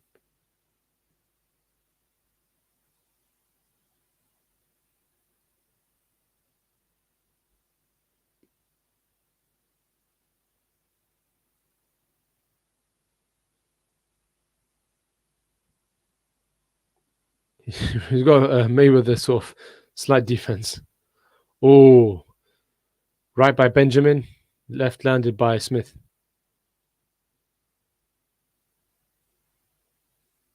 Right through him by Benjamin, landed.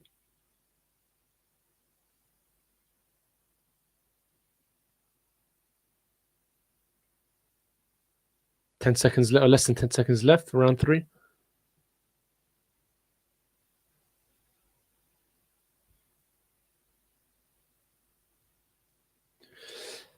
Tough one. I may have to give this one to Smith.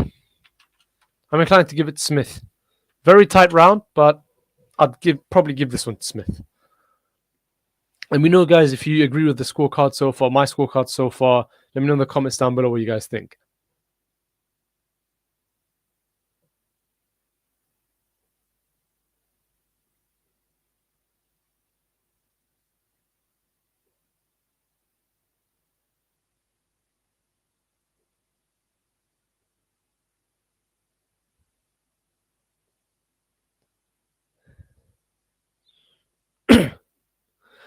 I think Benjamin appears to be one of those fighters that, once he hits that international stardom, if he ever gets to go to America, I think he's going to be a flashy fighter that's just going to draw the attention, draw the hype. There's those fighters who have a style that you either love it or you hate it, or very controversial. And ultimately, in the sport of boxing, money talks. It sells. People don't like you. Best believe you're going to make money because people would want to see you fail. And I think he's got something that could potentially work for him. So start of round 4. Both fighters appear to have landed some clean shots on each other.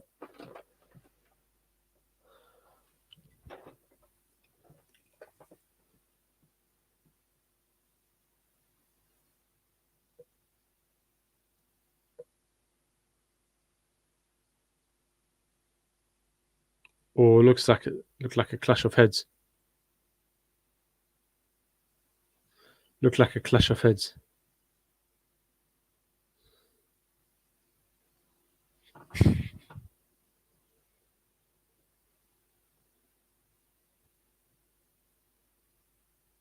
Punches and bunches thrown by both fighters, or they seem going for it. Oh, Smith has won all 3 rounds. Oh no, first round was a draw. The last 2 given to Smith. That's interesting. Here's verdict. Oh, both fighters are going at it. Both fighters are throwing, like, they look like they're going in for the kill now.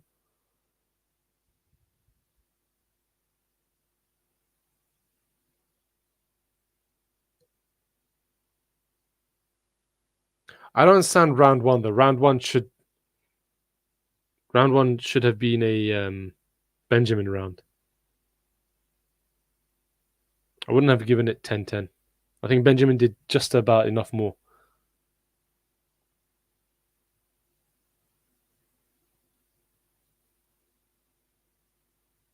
Oh, both of them seem to be going in for it. Benjamin with the tight guard, Smith now with the tight guard up against the ropes. Benjamin throwing short, powerful body shots and uppercuts. That's what you love to see. It's very Mike Tyson-esque. Both landed right hooks on each other. Breaking the guard down. You see where they're up close and you're just breaking the guard down.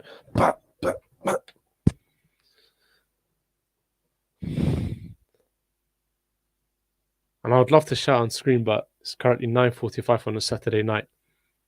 People either sleep. Oh. I love Benjamin. I love watching Benjamin. Benjamin, I like his style. Very unorthodox. Very off-putting as well. Flashy, arrogant, but he seems to be backing it up. As I was saying, I'd love to scream and shout, be more vocal in my support and my enthusiasm, but currently 9:45 p.m. here in London, and my neighbours are most likely sleeping. Yes, they're not out. Not many people in this area go out.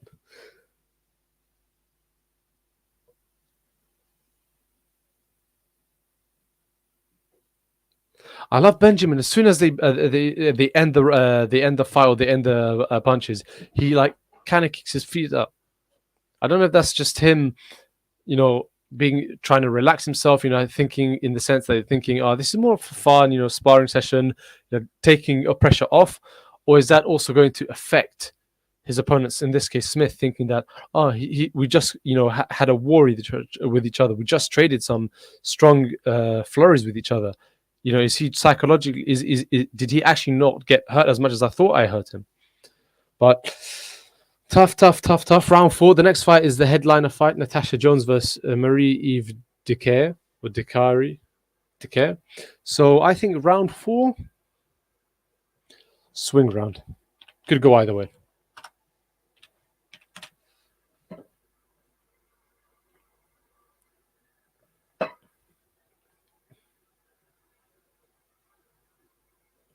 Start of round 5.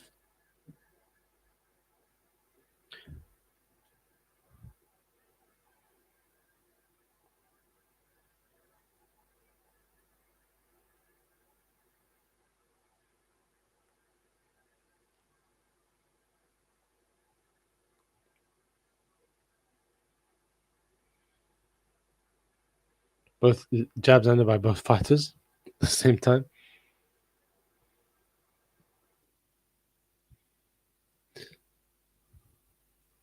Does Benjamin look like he's got a cut or a swelling on his right eye or underneath his right eye?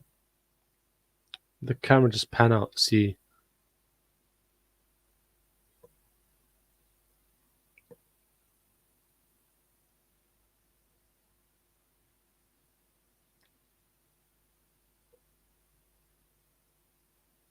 Maybe some sort of swelling, light swelling, but I don't think it's not anything serious now.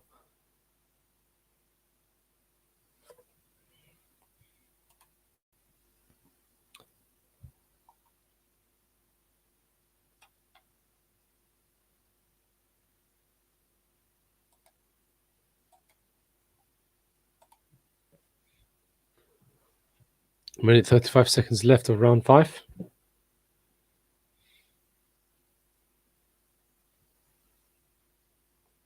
Benjamin's been more cautious. He's got that, that shoulder roll, that Mayweather shoulder roll. But he's changing it when he feels that when he's more on the front foot. And I guess, this is a sign of an intelligent fighter. They change their style, their guards when need be. And maybe he's just the kind of fighter who can fight in different styles. He can fight perhaps with the standard author. Oh, nice overhand, a nice right by Smith. Right hook to the body, left hook to the head by Smith. But, when you're more defensive, you're being attacked. You're more defensive. So it works for him. Whereas he's more attacking. He's more orthodox. Oh, the referee just tried to break it. But then Smith landed a left hook on Benjamin. Benjamin didn't like that one.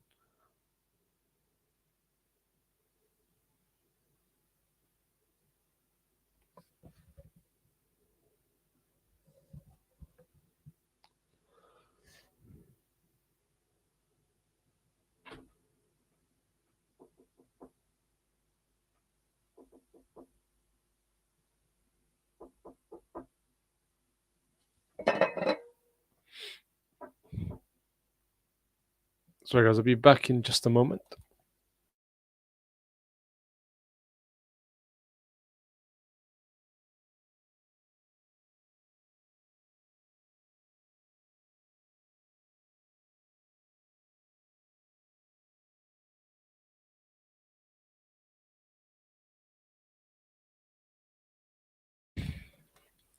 Guys, I'm back.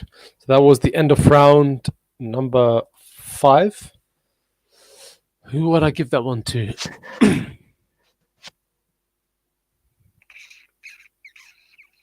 Smith. Wasn't easy giving it to him, but give it to Smith.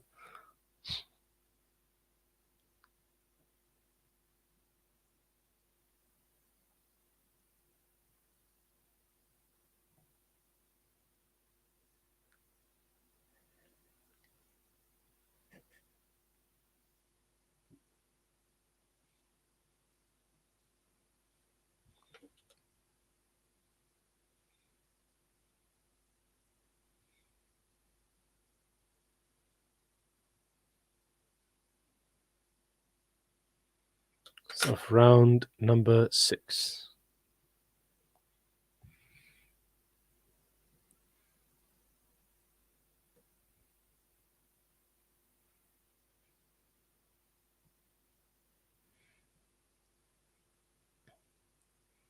I think this has been a very good fight so far. I mean, like I said at the start of this fight, I think this is going to be a chess fight in a way. And it has been. There have been times where each fight, nice left hook by Smith. He made Benjamin throw a couple of jabs which missed, and he landed the left hook and quickly got out the way when Smith came in for another shot.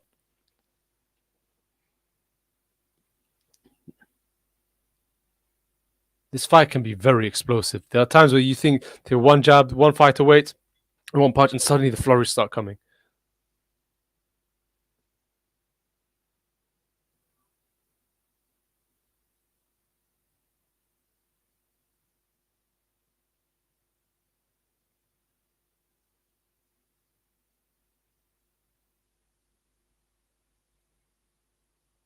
Oh. Yeah, like I said, this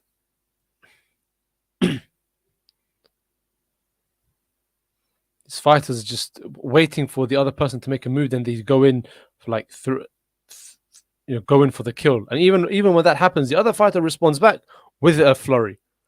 So this is why this fight, like, it's been a very, very, very, very good fight. If you guys are watching this fight, let me know in the comments down below what you think. And don't forget to like, comment, subscribe too, guys. It really helps us.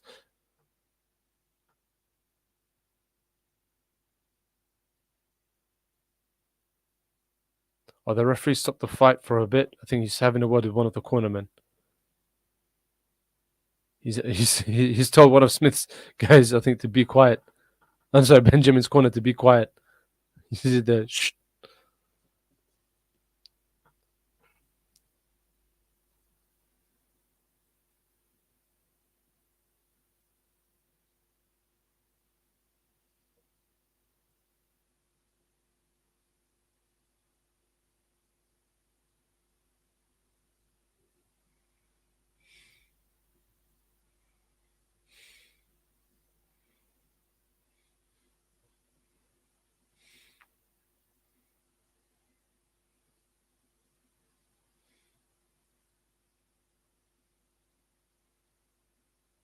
So 15 seconds left for round 6. It looks like that punch on the back of the head. But again, it was an accidental one. Because the way he was moving, the way he intended to land, the way he was moving, just finished awkwardly. Landed awkwardly, I guess. So end of round 6. Tough. I wouldn't know who I'd land that one to. I am not sure who I'd give that one to be honest.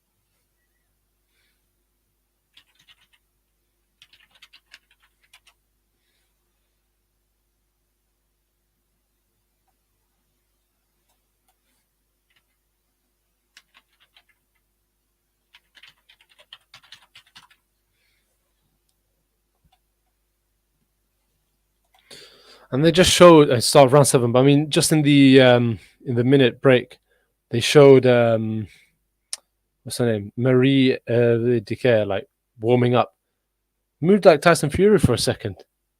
Remember Tyson Fury? Let's start round 7, 2 minutes 35 seconds in from now. Sorry, 2 minutes 35 seconds left at that time.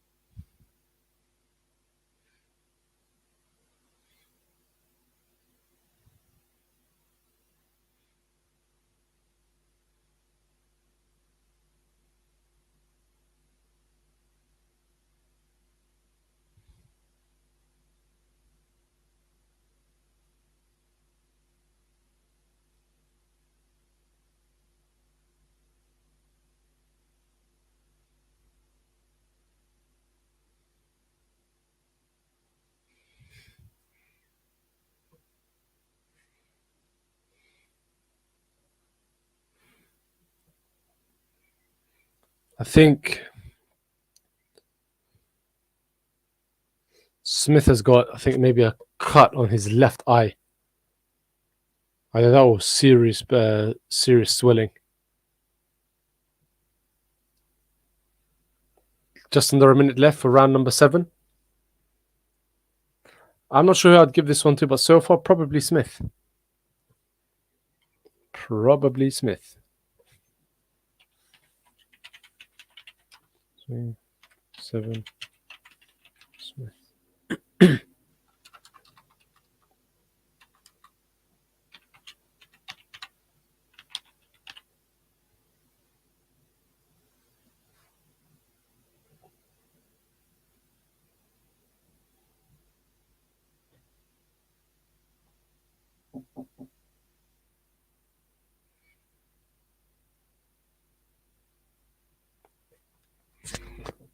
So 10 seconds left for this fight.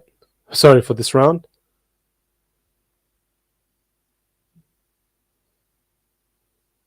This one, oh no, nice finish.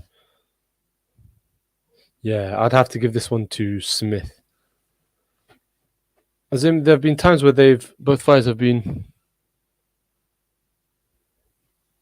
Yeah, sorry.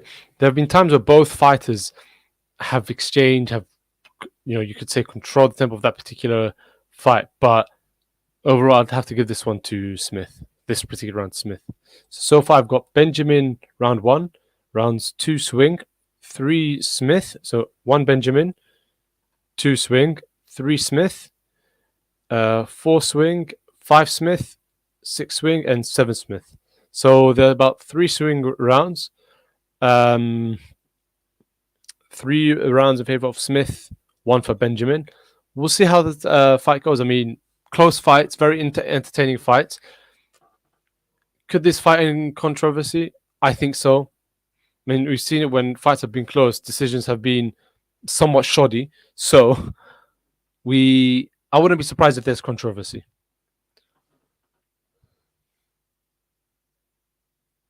Because when it comes to swing rounds, some judges may see it as one fighter winning the rounds. Some judges may see the other fighter winning the rounds.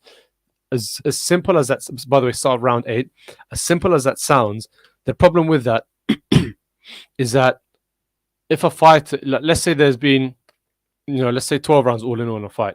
One fighter has won clearly outright 3 rounds. The other fighter has won 1. 4 rounds confirmed, 8 rounds swing. The judges could see it as being the fighter who's won 3 rounds as having won those 8 rounds. So ultimately, it looks like a 11-1 sort of thing. So like either depending on how they see it, majority or split. But at the same time, if judges see nice little combination thrown by by Smith. But at the same time, as I was saying, if the judges see it as the fighter who's won 1 round winning the swing, that could sway the fight in his favor. Can be very controversial and very difficult for some judges, but nice combination thrown by both fighters. I think Benjamin's throwing punches 1-2 and backing out. He's bouncing on his toes. He seems confident. He seems ready for this. Very boisterous. Jab and moving, slipping, hands down, moving like Prince Nassim, arms down, being a bit cocky. I like him, to be fair. I like him, though. I like his style. It's very entertaining. But yeah, so the viewers' verdict have given 70 points to 65. Rounds 1, 2, 3, 4. Oh, wow. All of them to Smith, apart from rounds 1 and 4, where it's been a draw. Like I said, tough. They've been close rounds, so I can understand why the viewers' scorecard may give it that way. The weird thing is, I trust the viewer scorecard more than I trust the judges' scorecards.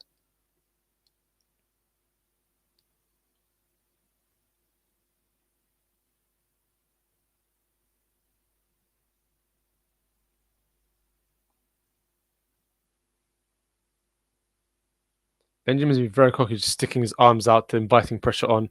Well, considering you're losing on some of the scorecards, as much as I like your style, stop being cocky and focus on actually winning the fight. Focus on actually trying to win the points. You've got what? Less than 4 rounds to go. You need to go for the knockout and stop faffing about.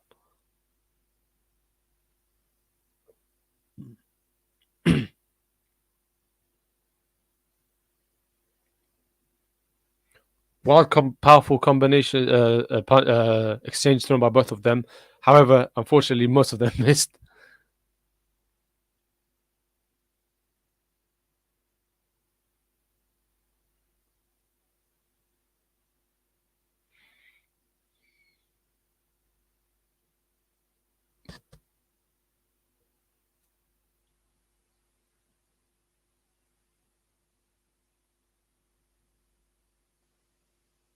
So that is the end of round number 8.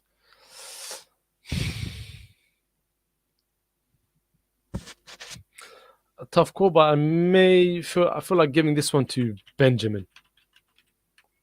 I think he did more to impress me, more to win it. I think he landed. There were times where he seemed more aggressive, more on it, and he landed more punches.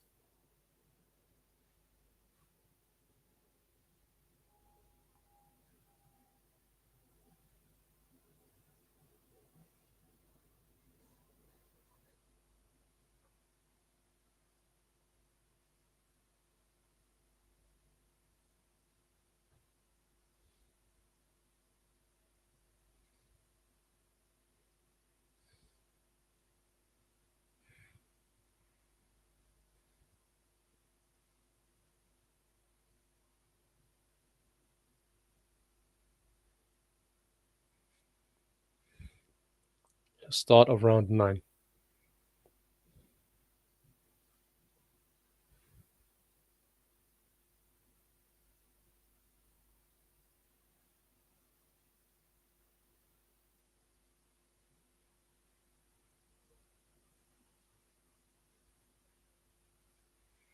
Nice right by Benjamin.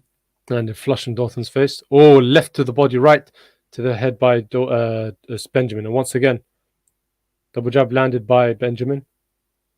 Benjamin chasing Dalton, chasing Smith. Oh, Dalton Smith. Benjamin tight guard, trying to uppercut, a couple of uppercuts. Smith just pushed him out of the way. Went down to just dashed him out of the way.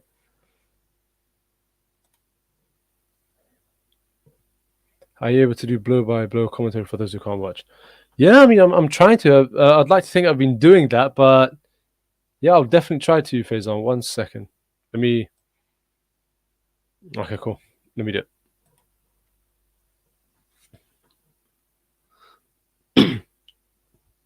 So Smith is against the ropes. Right uppercut by Benjamin. Chasing Smith around. Couple of jabs thrown by Smith. Testing each other out. Right to the body by Benjamin. Still his arms out, still trying to keep him at bay.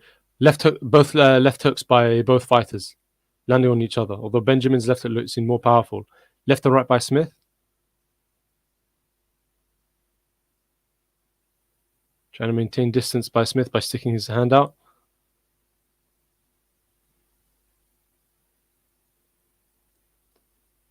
About 3 a combination thrown by Smith, but all of them missed. Oh, left and right landed by Smith. And Benjamin back with the left. Right by Benjamin missed. Another left missed. Right to the body, blocked by Smith. Now he's up against the ropes. Couple of jabs, 2 jabs thrown by Benjamin, but Smith slipped them both. Right landed by Smith. Managed to get into a little scuffle between both of them. Nice little flurry. And now Benjamin's pot-shotting his... Oh, nice one. Lifted his right hand up, punched and slipped out the way. Or leaned back. Jab by Benjamin. Right and left thrown by Benjamin on the face of Smith. Now he's got Smith backed up against the ropes. Breaking him down with body shots, uppercuts.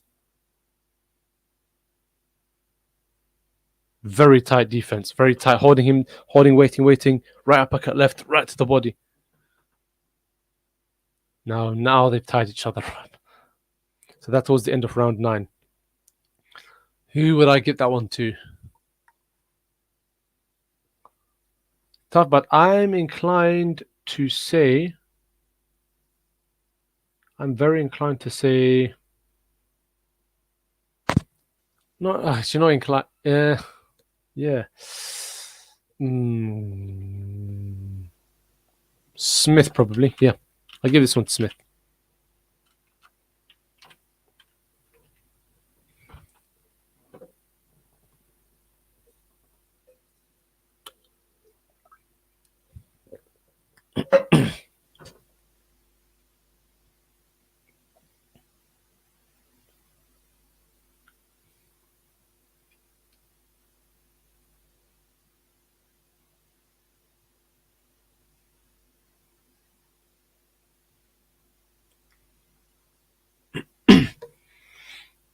Guys, let me know down in the comments if you're watching this fight, what your views are on this fight.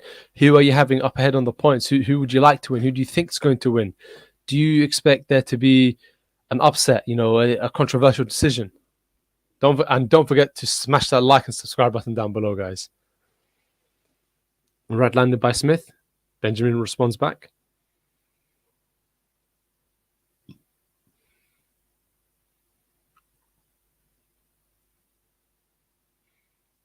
Oh, right landed by Smith and left landed by Smith as well. Right landed by Smith. Tried to go for the left hook, but just missed it. So far, this is Smith's round. Almost a minute in. Round 10 of 12. Entering the final championship rounds. 2 jabs by Benjamin missed.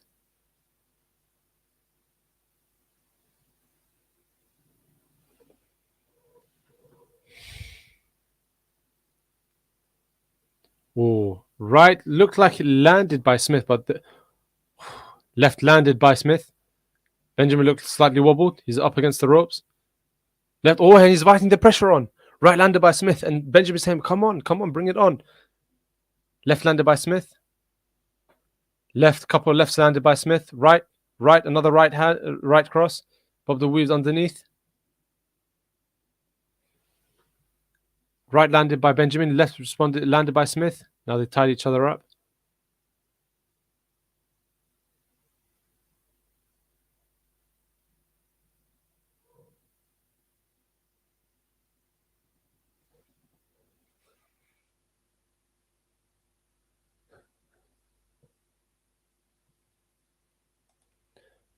Jonas fight prediction. Ooh, I don't know. That's too tough to call for me. It's too tough to call. I wouldn't know who. I genuinely would not know who. I mean, I like how what's her name? Dicaire, like moves about, very Tyson-esque, like, as in Mike Tyson Fury-esque, like. But I guess we have to wait. Few more minutes, guys. Few more minutes. 30 seconds left. Left to right landed by Smith. Left to the body thrown by Benjamin missed, and Smith responds back with the left, but also misses that one. Left by Smith. Right, but Benjamin moves out the way. Right landed by Benjamin. Jab by Smith.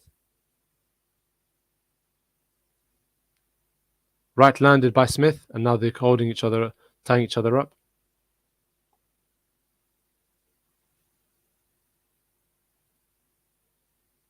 Yeah, this is Smith's round, easily.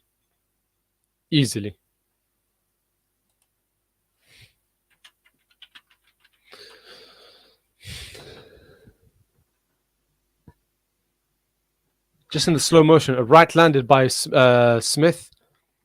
Benjamin threw the left, I think, missed, and then Smith landed with the left hook.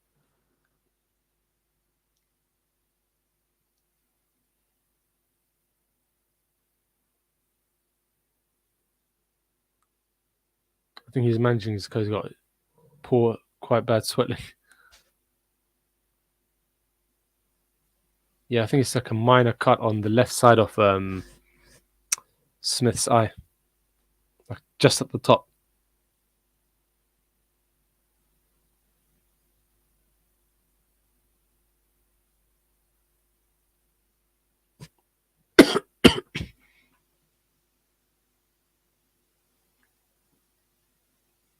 Round 11, the championship rounds. This is where the fight will be swayed. This is where the action there usually is.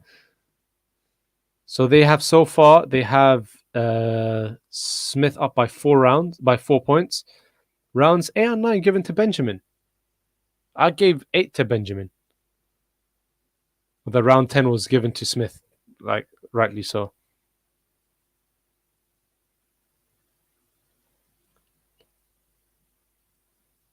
Right landed by Smith. Fighters are both tied up, but Benjamin's complaining about a head clash.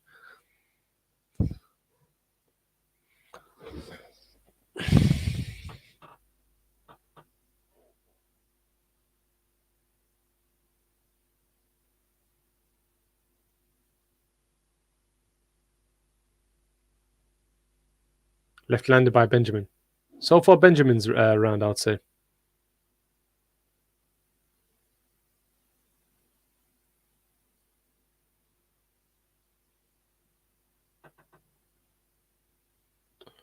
Right thrown by Smith, but missed. think left, right landed by Smith. Left hook landed by Smith. Jab landed by Benjamin.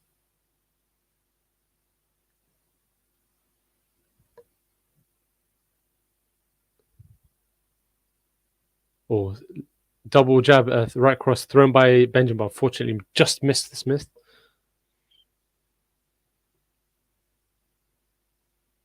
Flurry thrown by both fighters in the center of the ring, but missed.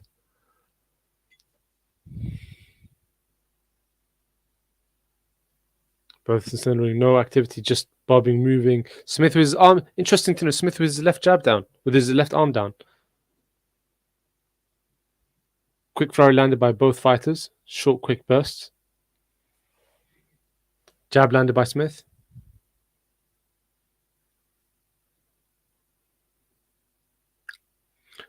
Right landed by Benjamin. Right to the body landed by Smith. Both fighters just missed. Both fighters threw punches, but they Benjamin threw the right, Smith threw the left hook to the head, but both of them missed. Right landed by Smith, but just moved out by Benjamin, but moved away just in time.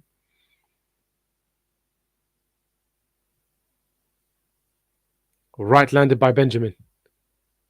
Smith looked wobbled for a moment there. The center of the ring. End of the round. Tough. In the beginning, I would say Benjamin won that, was doing better, but then Smith brought it back. But towards the end, I would say Benjamin brought it right back. So in this case, I would have to give this round to Benjamin, although it's a very tight round.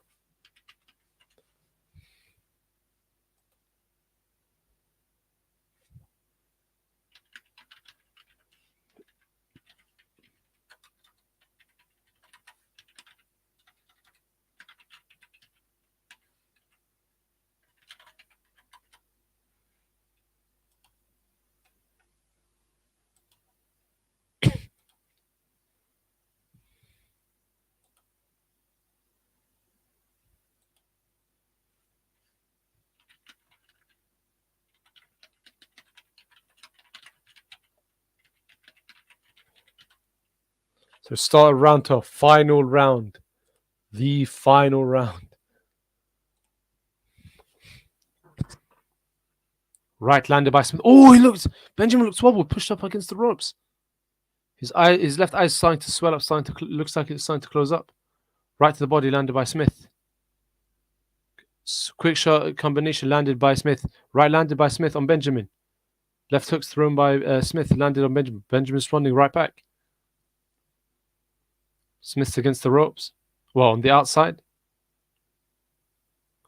In the blue corner, close to the blue corner. Now they're tying each other up. And Benjamin's complaining over another head clash.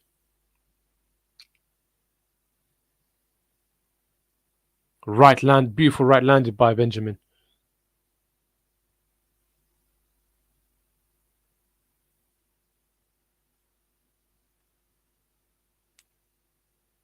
Both fighters being warned for not to land shots at the back of the head. Right landed by Benjamin, and they're tying each other up.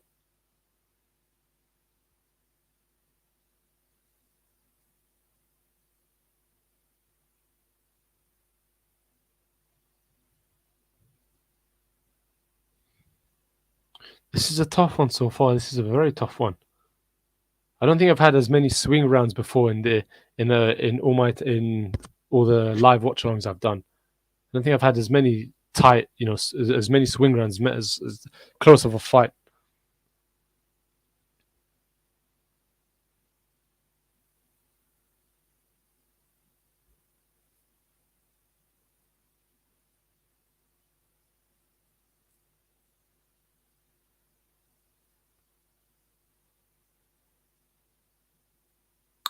Just over a minute left of round 12. Right landed by Benjamin to the body. Benjamin's got Smith up against the ropes. Tight guard. Hammering away with the body shots. Right uppercut. Combination of uppercuts. Right to the body. Right to the right uppercut.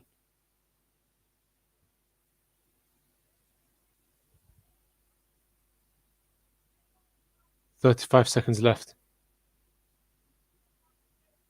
Oh, look, that looks like a clash of the heads. But I don't think any of the fighters are complaining, weirdly enough. Right by Benjamin. Right by Smith. Jab by Benjamin. A wild miss by Benjamin. Right uppercut landed by Smith out the way in time. But out of the way in time. Right to the body by Benjamin.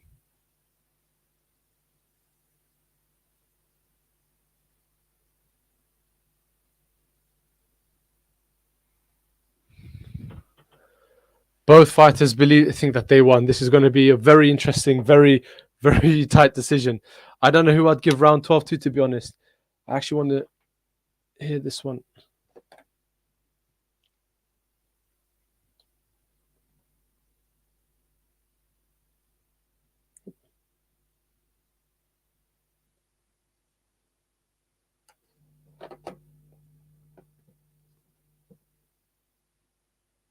Okay, my Sky Sports decided to stop working.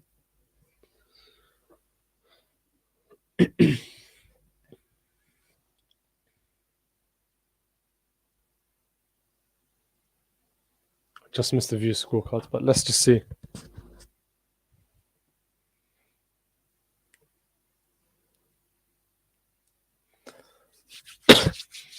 I think there's going to be a controversial decision.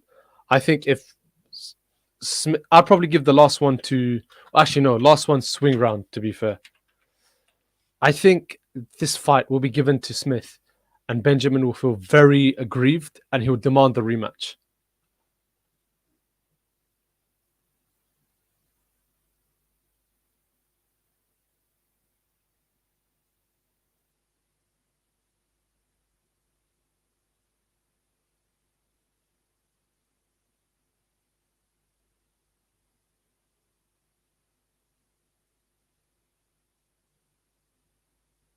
Both fighters are talking to each other in Benjamin's corner.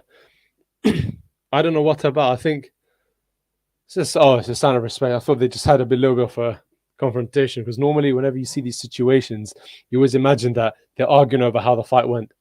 But the results about to come out. This is going to be very interesting.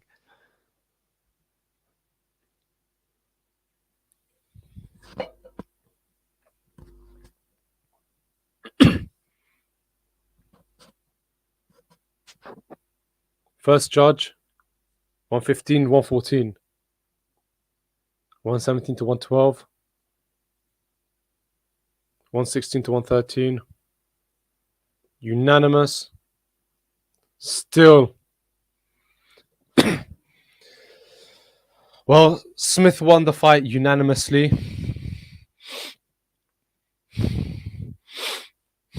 I think that's a bit of a...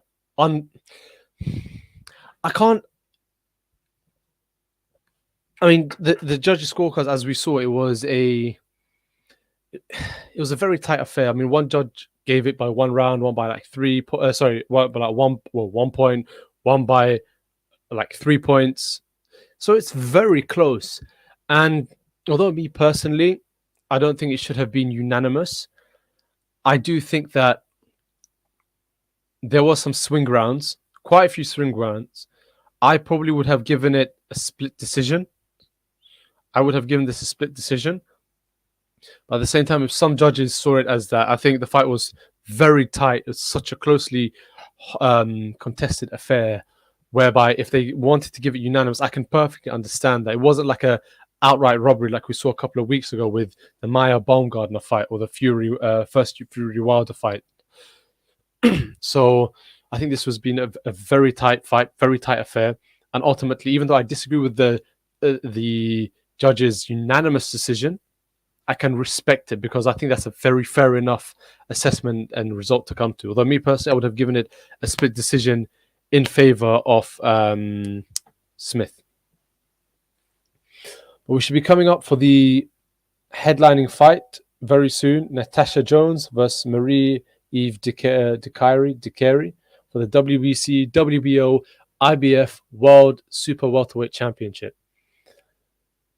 Guys, I am just going to head off for a few minutes. I'll be right back. But don't forget to like, comment, subscribe down below.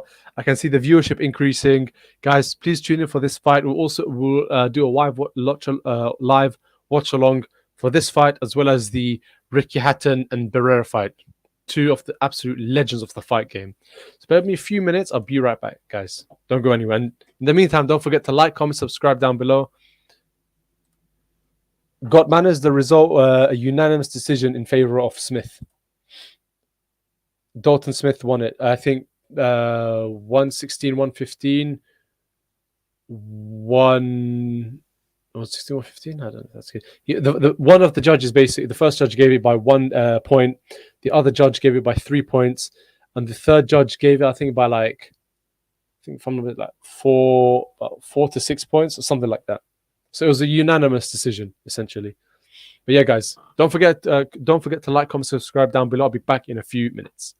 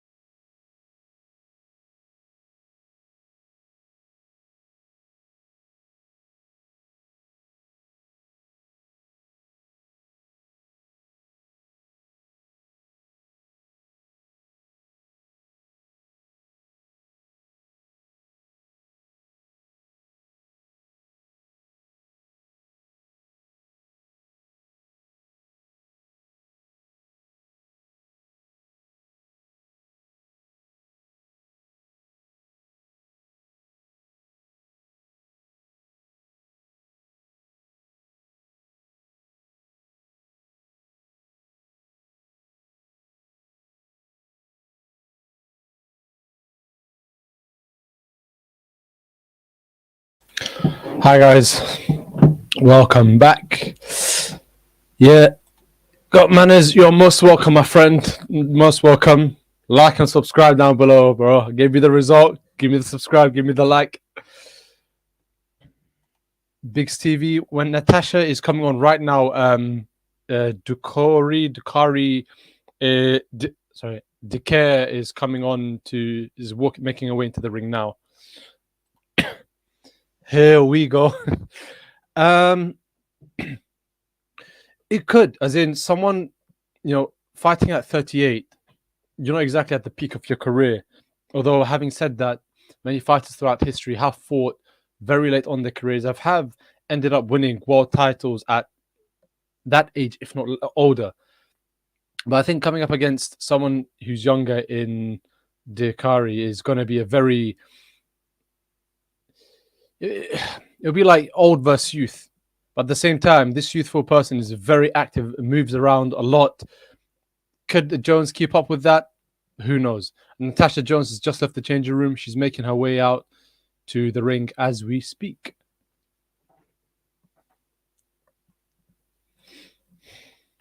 Marie-Eve Dicaire.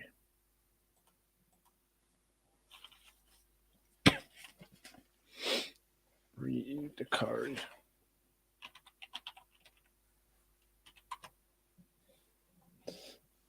Oh, she's only 36 as well, so she's not exactly young either. I thought she was much younger. Oh, although 36, I mean, exactly. Once again, you're no spring chicken either. But for a 36-year-old, she moves quite clean. So this will be a battle of the wise heads. Let's just say that. A very experienced, at that age, perhaps. As they say, experience comes with age. So let's see how this fight pans out. I got work at 10:30 a.m. in the morning, close by, which is all right. I'm having a strong espresso because I am tired. But I'm doing this for you guys.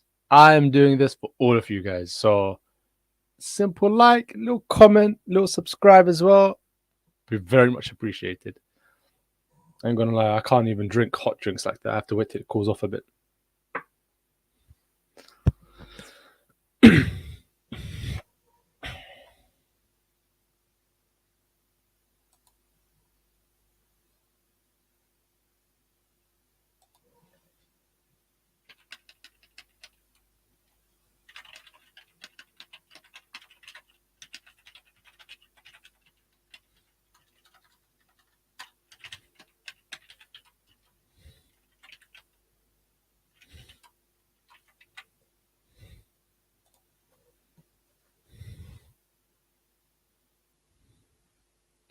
Andy, the security guard, is at the front.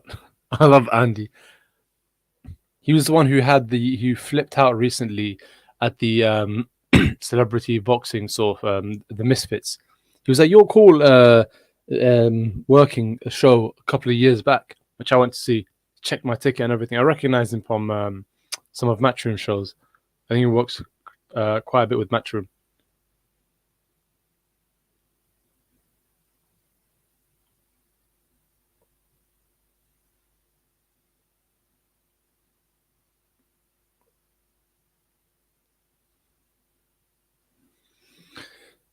Some saying Natasha Jones wanted to fight Shield. Some were saying Marshall. I think in one of the Sky Sports on the website earlier, on one of the little side, what's it called? One little side post thing at the end of the article, like a sub article, if you want to call it. One of the links, it said, "What next for Jones?"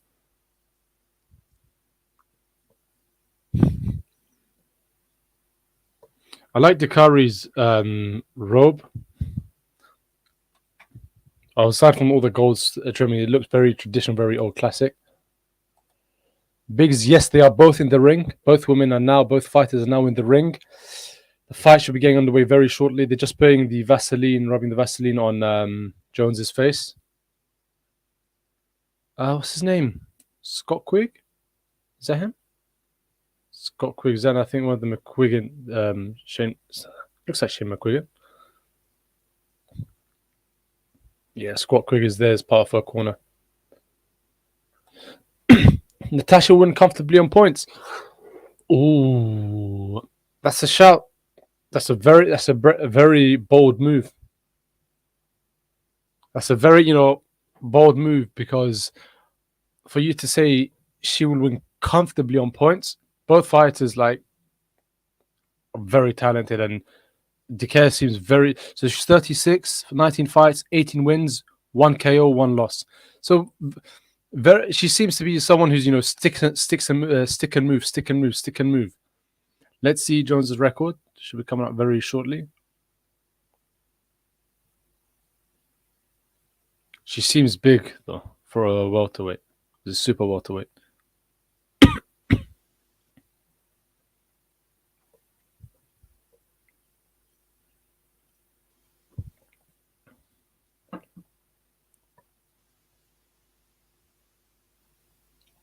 "38, 15 fights, 12 wins, 8 knockouts, 1 loss, and 1 draw."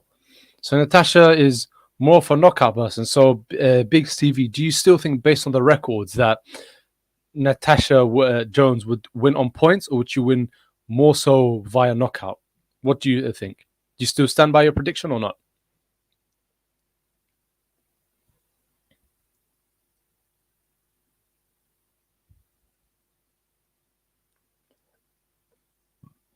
I beg your pardon.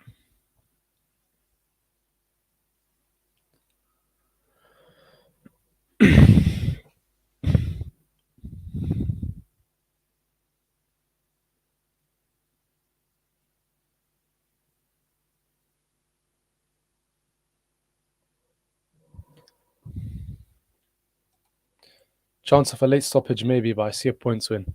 I guess we have to wait and see.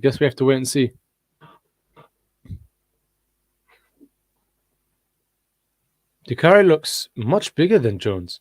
What the hell? Okay, no, I take that back.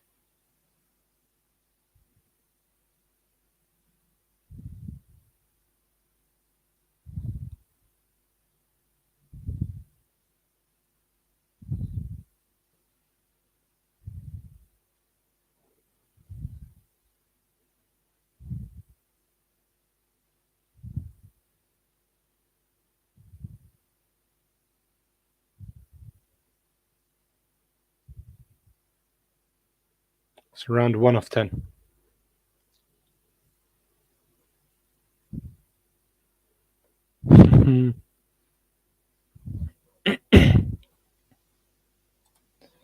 Julie Mooney, Dicaire the pronunciation. Thank you so much. Much appreciated. And I knew I was pronouncing her name wrong, but Dicaire.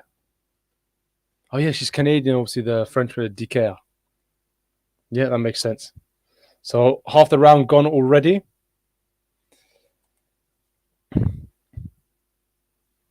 So far, I'd give this one to Jonas. I was calling it Natasha Jones earlier. What the hell?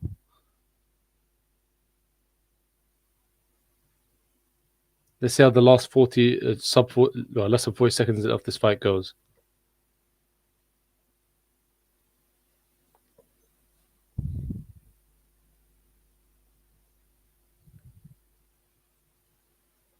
Nice body shot by Jonas. Almost got it there.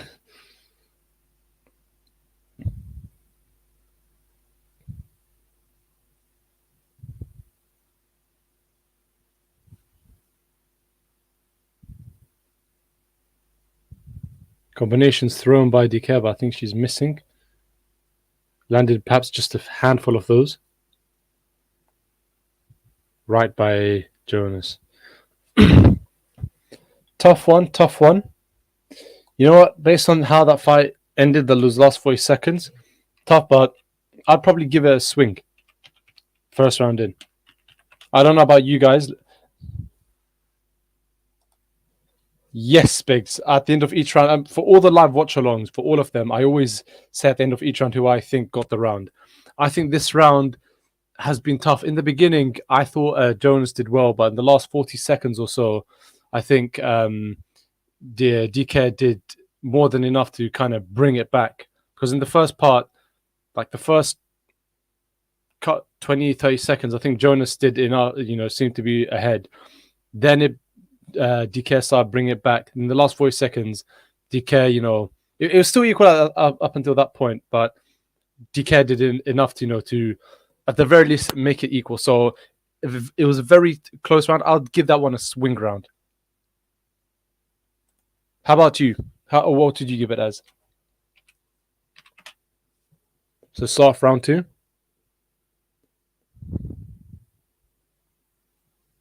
Jonas landing the more accurate shots. Although to be fair, Dicaire seems quite erratic, very jumpy, very like she'll throw a couple of punches and Jonas won't throw anything back, and Dicaire won't necessarily land them. That's the thing.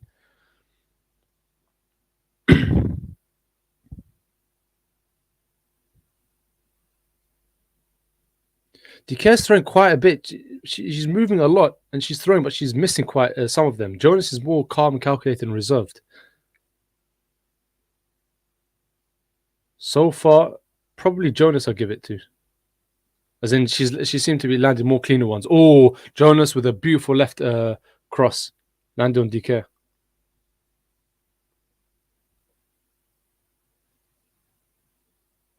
She's got Jonas backed up against the rope. Actually, close to the rope, but now in the center of the ring.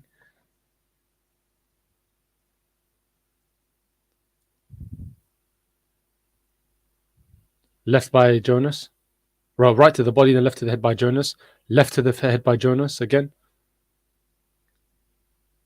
Oh, nice left by Jonas. Left and right to the face by Jonas again. 2 rights landed by Jonas. Dicaire's going to waste energy. Oh, left to the head by Jonas. And Dicaire stumbled back.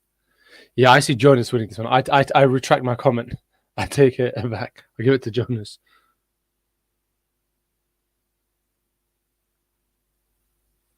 I don't know why Dicaire's nodding her head. She lost that one. Jonas has got that one.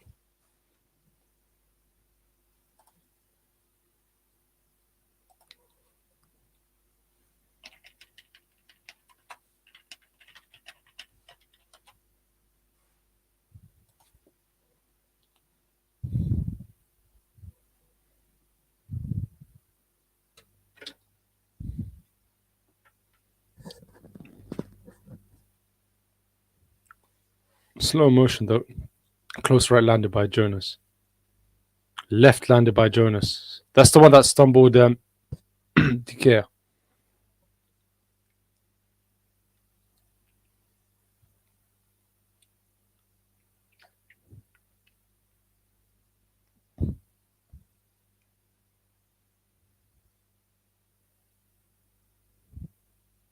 Start of round 3, right by Jonas.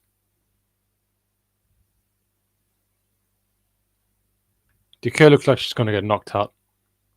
Oh, left by Jonas. Oh, back to the head. 2 punches on the back of the head by Dicaire. What the hell? Okay, she apologized. Touch of the gloves. We continue. Left by Jonas. Both ladies going in but missing. Left and right landed by Jonas. Actually, no, left missed by Jonas, but right landed by her.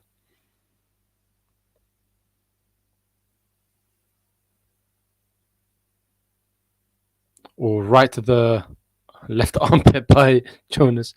Beautiful right landed by Jonas. Jonas is she's very calm and assured. She knows when to pick her shots and land them. She knows that Dicaire is very much erratic and jumpy, will throw a bunch of punches to seem like she's busier, but they're not actually landing at all. She's wasting her energy. Right landed by Jonas, and she's just bouncing on her toes, moving around. Nice combination thrown by both ladies, but they've tied up. So they're tapping each other on the face. Right landed by Jonas.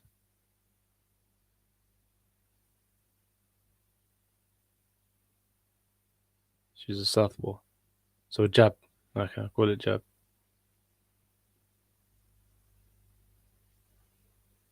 Oh, right hook landed by Jonas. Looks like he stumbled Dicaire for a second.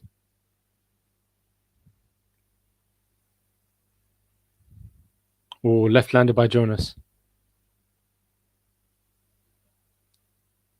Left to the body by Jonas. Right landed by Jonas. Both ladies tied up. I'll give this one to Jonas again. Reckon Natasha stoppage by round. I could see that. I could honestly see that now. I could genuinely see that. I could see that happening, my man.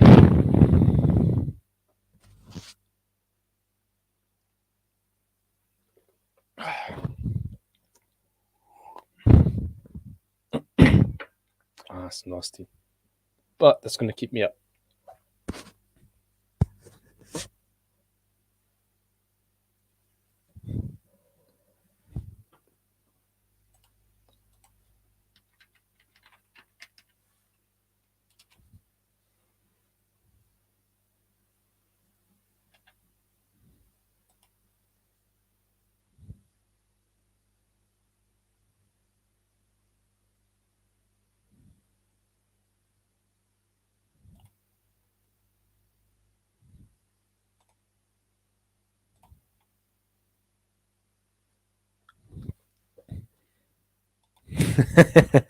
Nah, bro. I'm Muslim. I don't drink. I was just drinking some espresso. I don't think anyone would drink Henny in a little Arabic coffee mug cup thing. It's pure coffee. Caffeinated as well. That's a good one. So with the start of round 4, minute and a half left. Right landed by Jonas. You know what? I'm going to keep that one because that's too funny.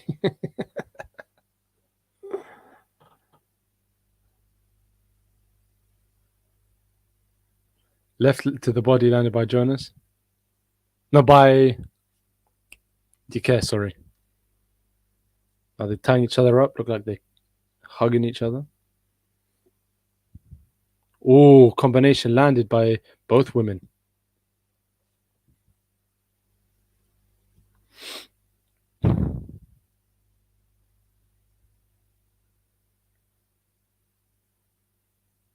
Dicaire's not even landing punches; he's just tapping her face when they're like when they're tying each other up. It's not like landing; it's more like just little slaps. It's annoying to watch. Very frustrating. Right landed by Dicaire, to be fair, but left and right landed by Jonas in response. Right landed by Dicaire, tying each other up.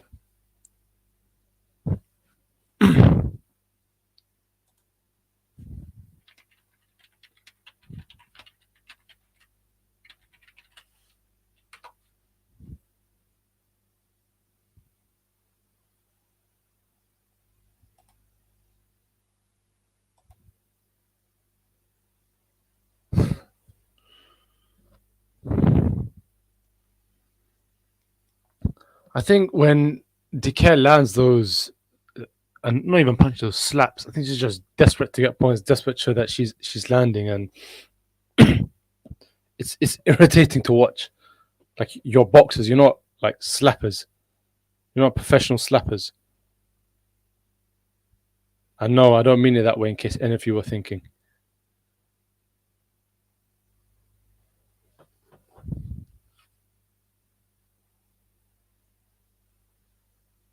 Oh, beautiful in slow motion right landed by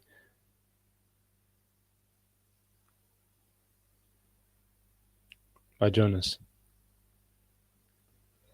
So we are at the start of round number 5. This round 4 was closer, but I will give it to Jonas.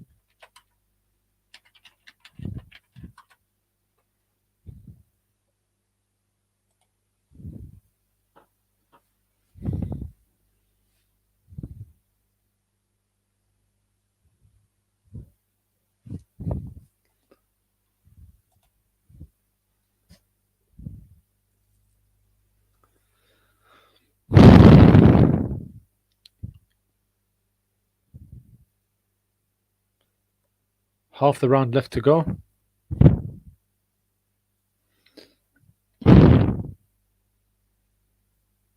Dicaire's landing more punches now this time. Like she's starting to finally turn up to the fight.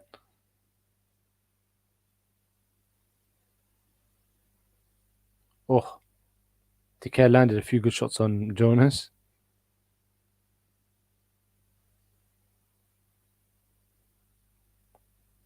Dicaire's throwing some shots to the body, but she doesn't have to protect herself. She's getting smacked right back. It's not going to work against someone with knockout power like Jonas. Right and powerful left thrown by Jonas. And Dicaire's responded with 3 punches right back to Jonas's face. Yeah, both of them are tired right now. Both of them are absolutely... You can tell they are finished already. End of round 5. Tough. Interesting round, but I'll give that one to Dicaire.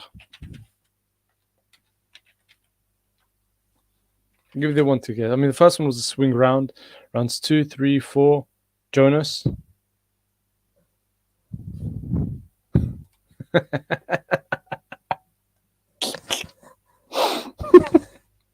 Sunday League stamina. SLS. They suffer from SLS. That's a good one. I'm going to keep that on for a bit. Well done. That's a good one.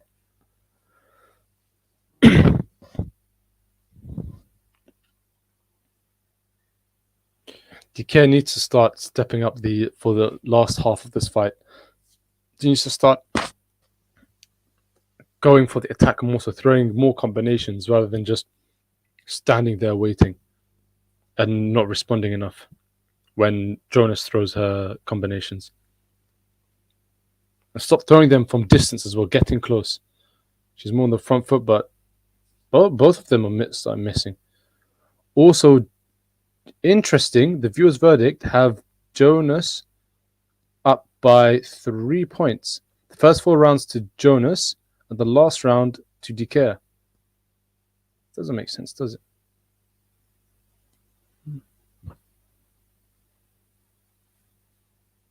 No, it does. It does.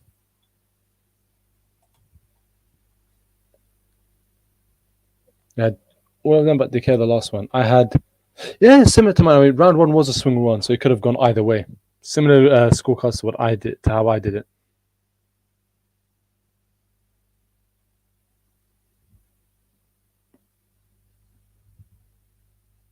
Dicaire is going in, right to the body, landed by Jonas. Dicaire is going in for this one.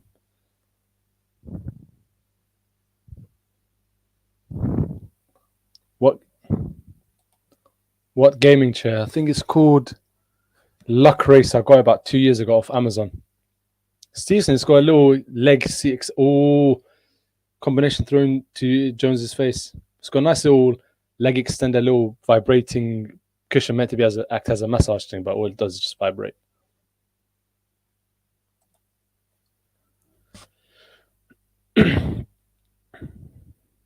Jonas, see, this is what happens when you step up. When you start bringing it to the when you start coming to the fight, turning up to the fight, turning the pressure up, turning the heat up. Sorry. Dicaire is starting to do it, and she's starting to fight, and Jones is starting to be on the back foot. Jones looks tired. She looks tired, and Dicaire is finally starting to step up, and this round is Dicaire's. Once again, I'd give this one to Dicaire.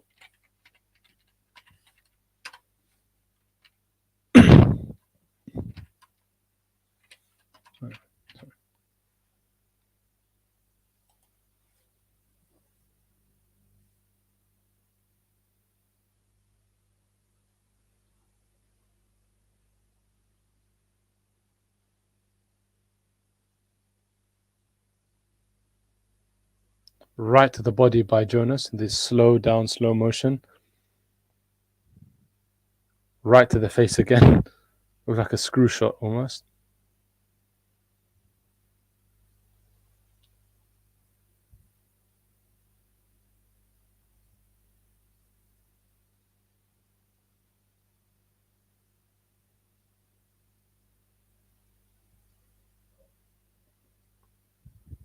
Start of round number 7.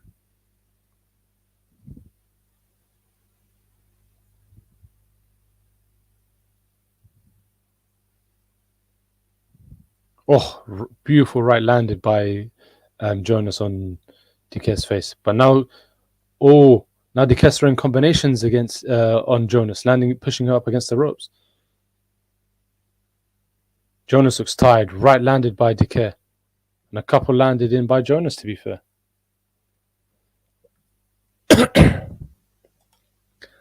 Stuart McCallum, women's boxing is a joke.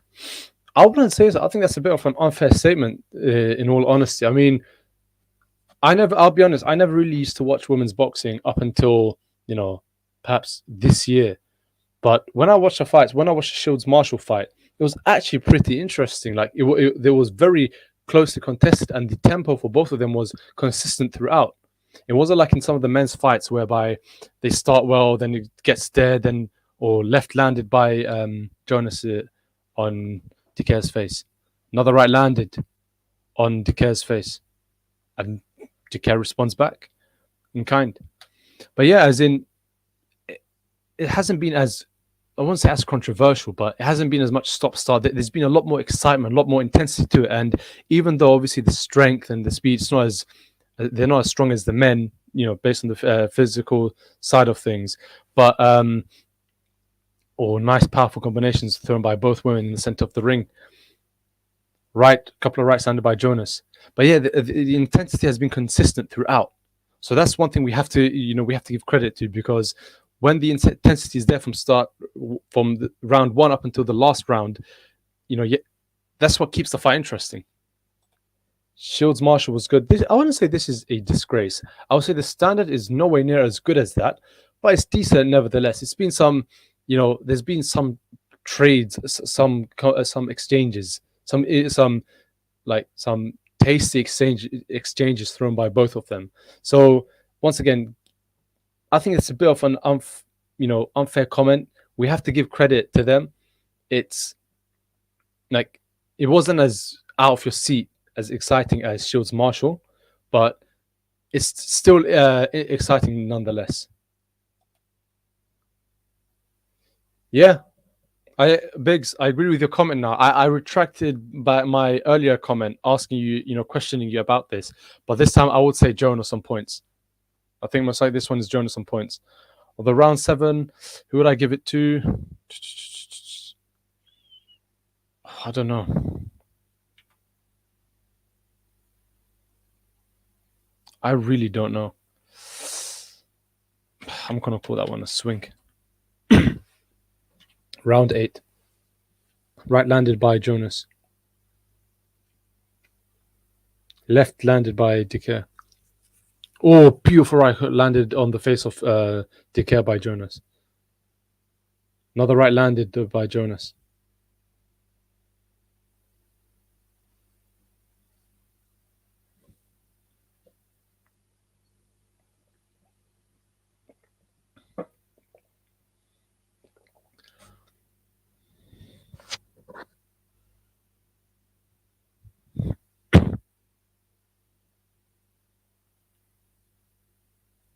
Couple of punches missed by both ladies, but one right landed by Jonas. Another exchange and a right hook landed by Jonas. And again, and a left hook and a right uppercut.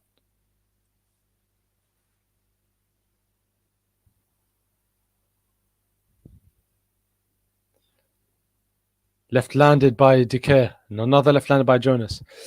No, Harris, I don't watch cricket. I don't understand it. I don't enjoy it. That's just me. I'm more of a boxing, football, wrestling fan, MMA fan. But some of my friends who run the Quality Shot channel, they have a cricket, I think, channel as well. So if you subscribe to that, there's a lot of cricket information, a lot of videos that they will post as well.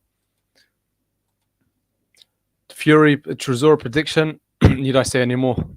Fury on points. Fury to dominate. Although Chisora won't be as easy as people think it is. You put up a bit of a fight. Who's winning on cards? There's no official scorecards out yet, Michael. But I would say Jonas is winning on cards. I'll say Jonas is winning on cards. Another left. Oh. Dicaire is bleeding from her nose. Left landed by Jonas as well. I'd say this one is Jonas's one. Unfortunately, not Biggs. I'm not watching the MMA tonight.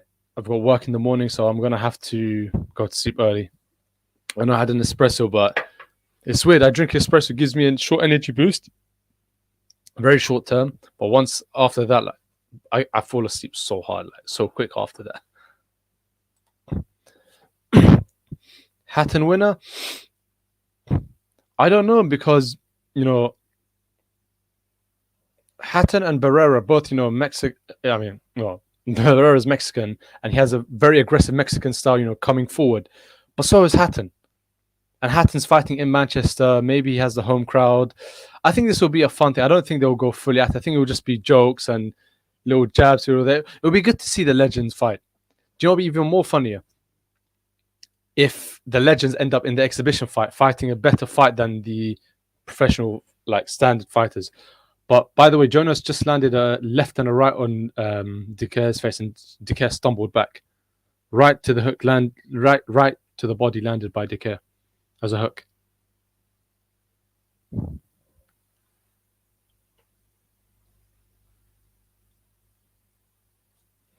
Hatton winner? Es posible, hermano. Yo creo que Hatton puede ganar, pero yo no lo sé. Después 50 minutos.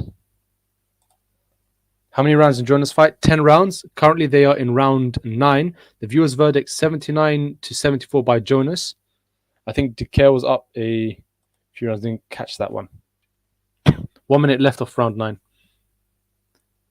Left landed by Jonas. But they're hugging each other and they're tying each other up too much, I think.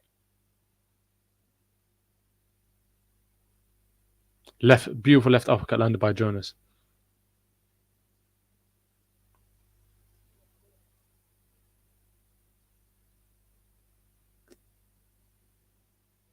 I'm not going to lie, though. Where's Stuart's? Stuart McCallum's, your comment about this is a disgrace. As the fight has gone on, in all honesty, they're very much amateur-like. It reminds me, where they just throw punches and then you miss, and they throw wild and they just swing. They just throw Hail Marys.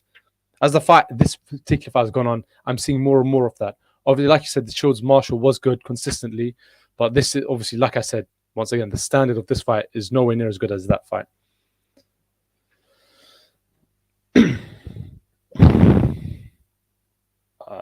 Dicaire is really bleeding. That's so peak. Round 9? Jonas probably. Come on, one more round, ladies. One more round.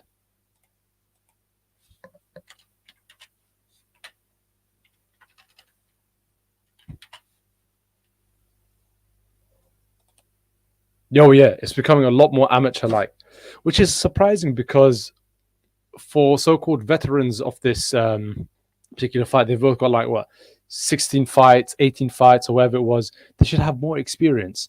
I think the Shields, was it Shields? No, it wasn't Shields. It was the Shields fight. I think when she fought, no, she didn't fight Kozin. I think basically not the Shields Marshall fight, but Shields' fight before that. I forgot the woman she was fighting. I think Shields only had like 10 fights or so, and she fought like she's had 20 or 30 fights, to be fair, which just proves a different caliber of class. I think Shields would absolutely destroy Jonas if they were to fight. What round is it in? It's round 10, Eddie Gomez. The last round of this fight. Jonas is going in, landing the beautiful flurries. Left and right.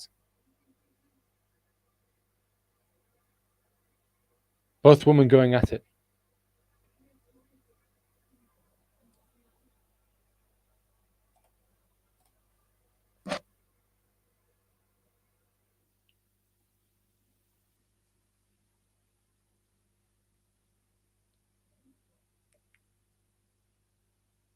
Oh, right landed to... Oh, right, left, right. Landed by Jonas. Left landed by Jonas. And a right landed by Dicaire. I think Dicaire left this fight a bit too late, man. Had she applied that pressure early on in the fight, this would have been different outcome. This round so far, I would give it to Jonas. I mean, just over a half the fight in, so let's see how the rest of this fight pans out. Could there be a stoppage? Could there be a knockout? Who knows?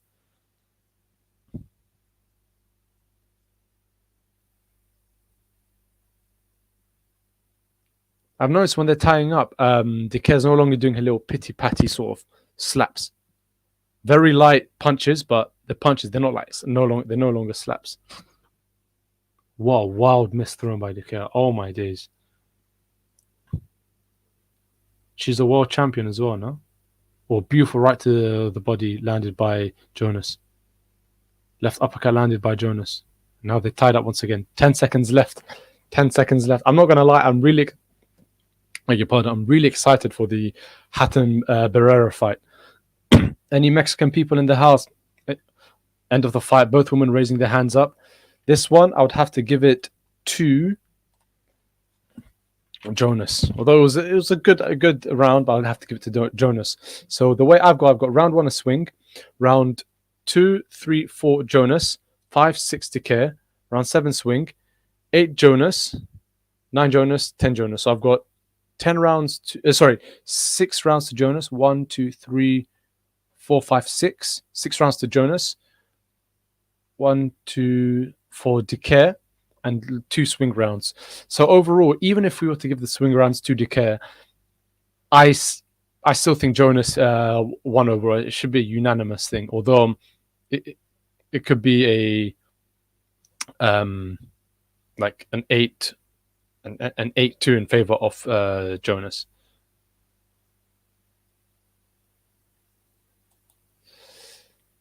Is it over? Yes, the fight is over. Yeah, bro, I'm not gonna lie. You're actually right with this one. I was a bit. So they have Jonas up by 5 rounds. Again, based on the swing rounds I gave, I think, again, that's fair. Both fights showing respect to each other. Yeah, they had Jonas up by 5 rounds based on the viewer scorecard. So let's see how this pans out. Let's see how the result comes in.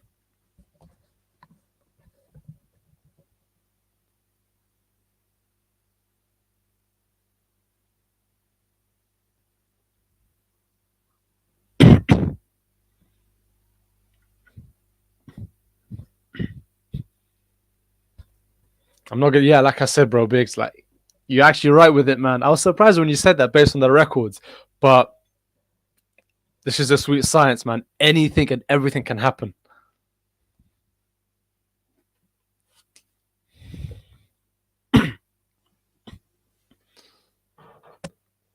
Although, never count out controversy in boxing. Let's see. I'm going to announce the scorecards for you lot as well.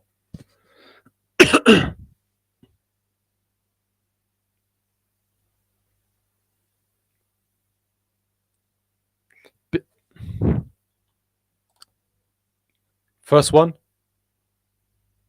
98-92, 97-93. Unanimous decision.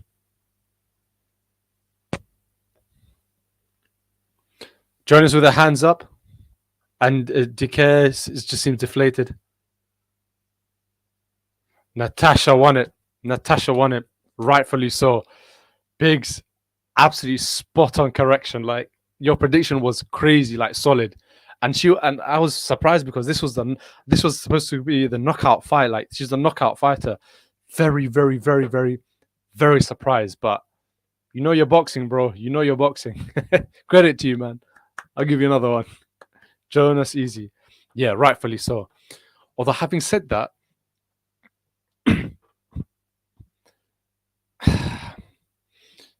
Dicaire lost this fight because if she was able to turn up in the later rounds when she was more tired, why couldn't she do so early on in the fight? Psychologically, that places an edge. If you're winning at the first third or first half of the fight, yeah, why would you not step up then? Why would you decide to not then step up? It makes no sense. But if that's her game plan, like, that's on her at the end of the day. She trained for a particular game plan, for a particular style.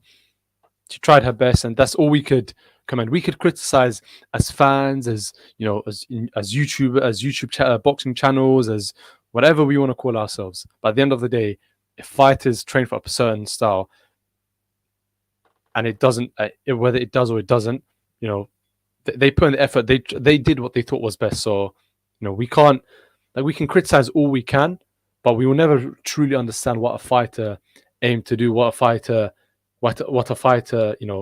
tried to accomplish, tried to achieve in terms of training and implementing that training into the actual fight itself.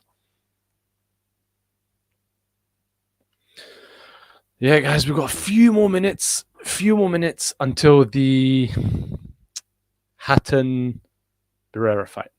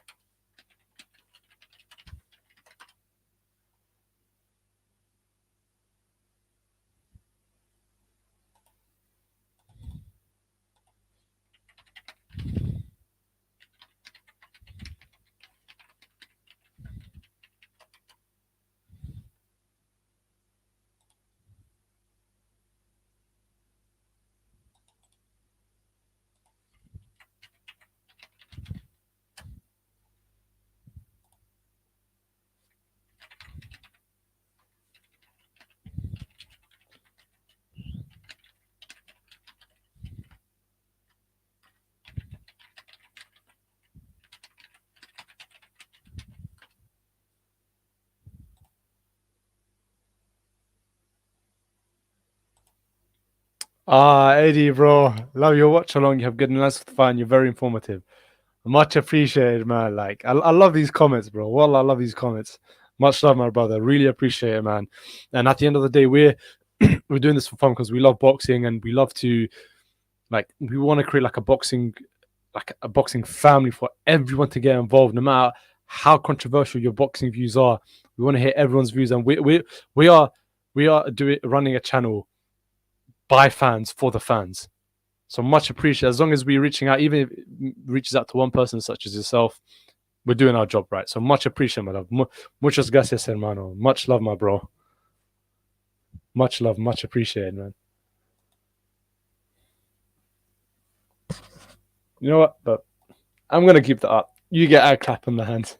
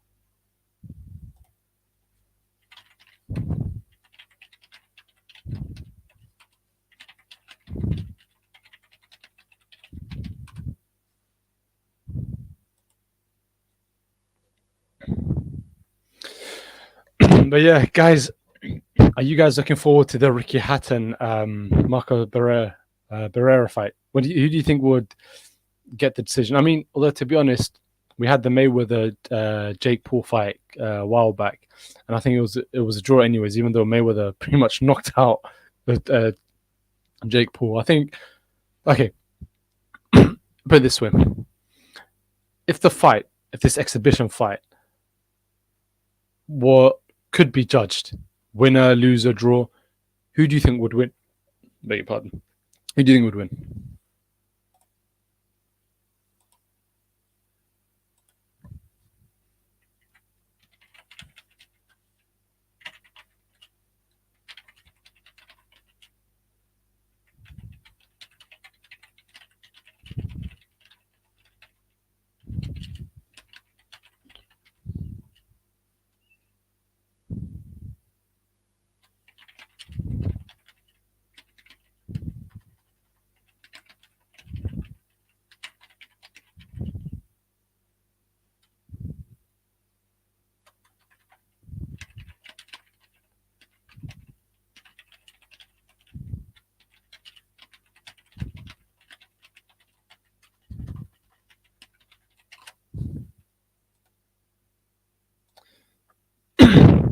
do I think of Tommy Fury missing weight? Is this for his upcoming fight against what's his name? Barber something? Or is this about the Jake Paul fight?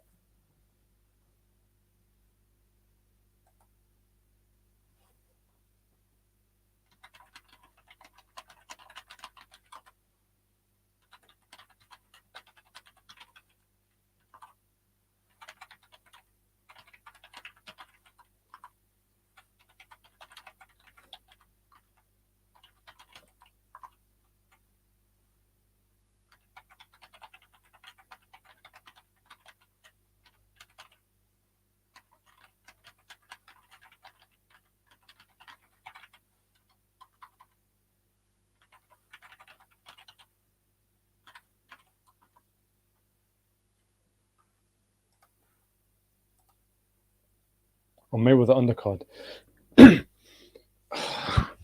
I think, to be honest, if a fighter misses weight once, you could kind of forgive him, in the sense that it's like a genuine stupid mistake and whatnot. And even then, I would say it depends on the reason for them missing weight. So if a fighter, I don't know, let's say suffers, has some, I would say has some sort of injury, but then, or basically, for what the point is, for some weird medical reason, they end up gaining weight. They have some sort of condition which makes them gain so much weight.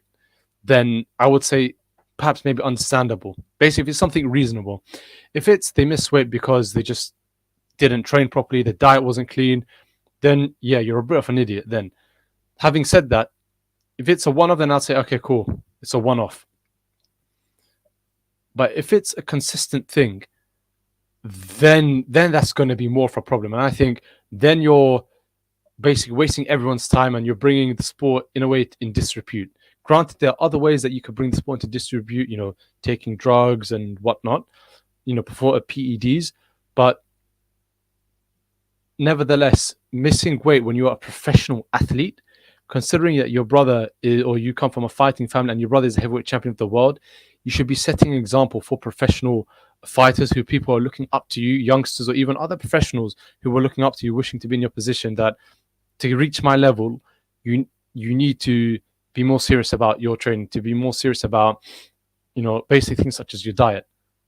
Because then if you're missing weight, if you're a professional athlete, you're in the media spotlight, and you're missing weight, then you don't really, in my opinion, you don't really respect the sport well enough. And if you don't respect the sport with something as basic as getting your weight correct for the fight, then what's to say you don't respect the sport doing it by bringing it into dispute in other ways, whether taking performance enhancing drugs? I'm not saying Tommy Fury has.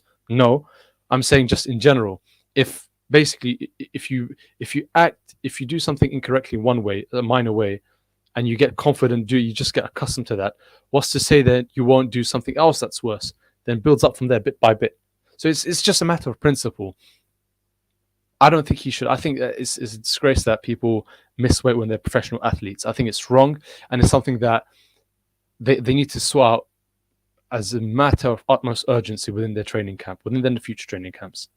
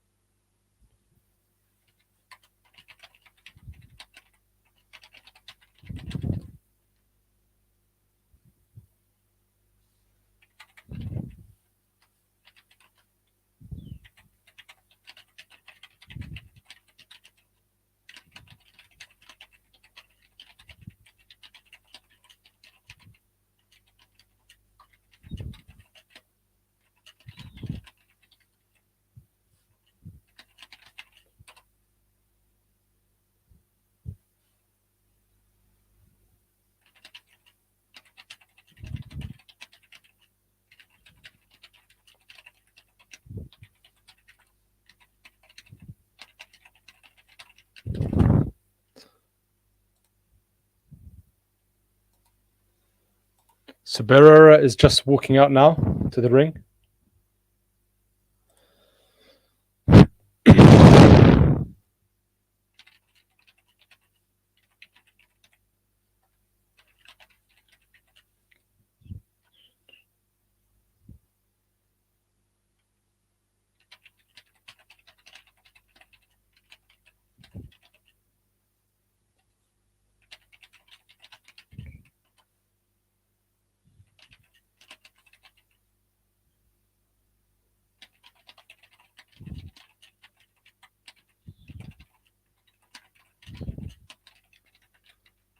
Now Hatton's warming up, coming into the ring.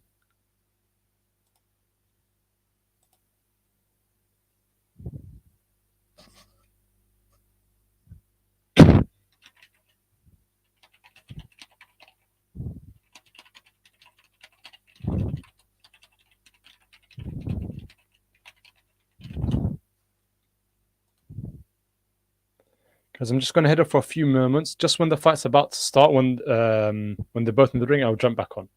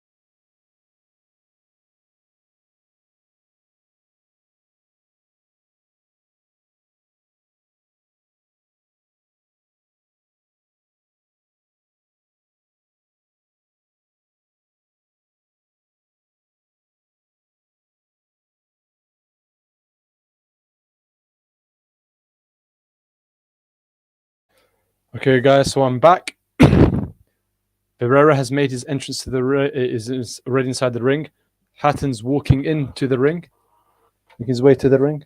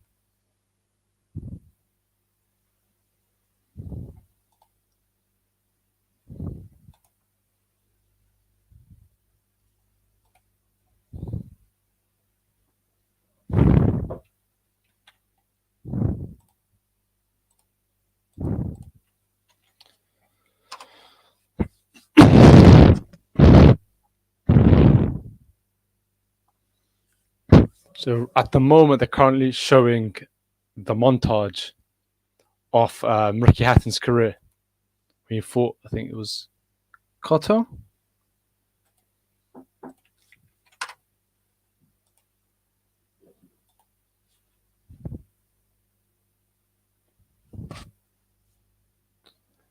I'm not gonna lie, when I watched that Mayweather fight, like the highlights of it, I was so upset. I remember I had a what do you call it? A bet back then. I was about what, year 9, year something, where it was like I thought Hatton's going to win, and the other guy, one of my friends back in school, said no, Mayweather's going to win. I was so upset when I checked the next day, checked the teletext, and Mayweather won. I was like, oh man, I was so upset. But Hatton's one of them English fighters that has a very much come forward and aggressive style. And, you know, it's like, you know how every country's boxers, like each country has, I wouldn't say stereotype, and not in a bad way, but more of a, trying to think of the right word, has like, you could say an image of a fighter. You know, each country has a so-called style. And the British boxing style is very much like, you know, you wear your heart on your sleeve, you know, no guts, no glory sort of thing. Like Repton Gym, that the motto of Repton Gym, you know, fight, like so much courage. And that's what Hatton had. He had a very much aggressive style of fighting, which at the time definitely helped him and set him apart from his competitors. Where can you watch the stream? You can watch it on Sky Sports Arena, my friend. Etty Obbs. I think Tommy isn't taking the fight too seriously. He knows how strict the governing bodies are since it's an exhibition, but unprofessional from Tommy. I agree. I think Tommy Fury is based on, I mean, considering fighting Jake Paul, I mean, in my opinion, irrespective of who you are, that takes away from your standing as a professional, and that's not something that you want to see from a professional fighter. If you're a social media star, then I can understand. Not that I watch that crap, but I can understand you doing it for views, for attention. I think with the whole Jake Paul situation and Tommy Fury, it's one of those things where I think he said that he got broken hand, or he was refused entry into the US because obviously his family's connection to, you know, the whole Daniel Kinahan sort of saga and stories. And I think that's a reasonable excuse as to why he wasn't allowed into the US. Having said that, missing weight, and then there were reports afterwards that saying that he missed weight because he wasn't serious enough, but then someone saying I think he contracted malaria, he got ill of some sort. You never really know what's happening. But the way I see it is, the more a situation happens, the more you miss weight, the more, you know, stuff like that happens, the less good it looks on you. And as a result, even though if you pulled out of a previous fight for whatever reason, that may have been right, because you miss weight, it kind of adds fuel to the fire and adds strength to the arguments or the criticism that, oh, he actually wasn't injured. He actually just didn't care about his weight. He wanted to pull out of the fight. I think, yeah, I agree. It's very unprofessional from Tommy, based on how he's missing weight. And that's not what you want to see. I mean, even if it's an exhibition fight, you want to, like, to me, a professional fighter, in fact, not just a professional fighter, any professional sports athlete needs to be in shape year round for as long as their career lasts. I mean, preferably as well after post-retirement, but you know, that's up to them. They want to sit home, eat McDonald's or Skittles or chocolate or whatever. But he should have taken this more serious. Consider this, I mean, as it's an exhibition fight, consider this a tune-up fight, a warm-up fight for your professional bouts. I think it's ridiculous, to be honest. Absolutely ridiculous. Like, you're a role model. People look up to you. Tommy only in boxing for the money, will never be a world champion. I could see that argument based on the recent saga with Jake Paul and missing weight. I could see that. Having said that, I think if he applied himself, he definitely, most certainly can be a world champion. I mean, he comes from the Fury fighting family. I mean, his cousin Huey fought for the world title against Joseph Parker. In my opinion, was robbed, but let's get onto that another time. But he comes from a fighting family, and family that not only are world champions, his brother's world champion, Tyson, but his cousin fought for the world title as well. So I think it's only natural that Tommy can follow suit. He just needs to take the professional bouts more serious. Forget the whole Jake Paul thing. Fighting Jake Paul, it's the same reason that you went into Love Island. You're just doing it for the hype, for the fame, for the media, for the attention, which can work with boxing. And I think as a result of going to Love Island, he's been thrust in the media spotlight a lot more. But if you're focusing on the hype, the money, carry on doing that. If you don't care about any of that crap, you want to focus on your actual career, then I think forget Jake Paul. Let him say what he wants to say. Let him have his own little tantrums and strops in the corner. You focus on your own damn career. Focus on actually getting the fights that will build you the experience that will get you to the world title fights. And that's how I think he should go about it if he wants to really become a world champion. Like, there's always two ways I'll say to people. If you want to chase the money, no problem. Chase the money. But don't complain if your legacy doesn't grow, if you don't, become the world champion that you always envisaged yourself to be. If you want to be the world champion, forget the money for now. Don't get me wrong. Don't get taken for a fool. Get paid what you're rightfully owed. If you're the A side, demand the A side money. Get the A side money. But at the same time, you should have more of if you're focusing the legacy, focus more so on the actual fights, getting the fights, fighting those caliber fighters that would help you grow, gain you more experience, and ultimately make you a world champion. But yes, both fighters are in the center of the ring being given the instructions. Hatton looked really fit, but now he looks like he's getting a lot of weight back.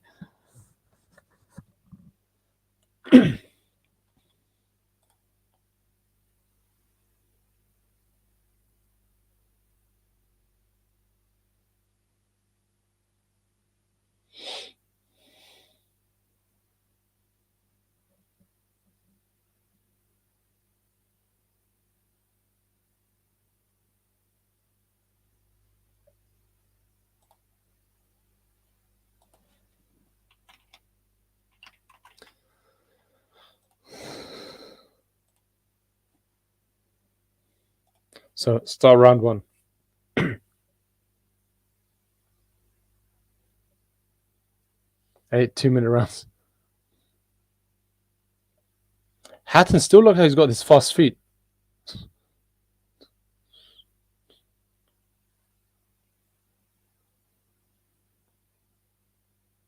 Hatton's landed a nice jab.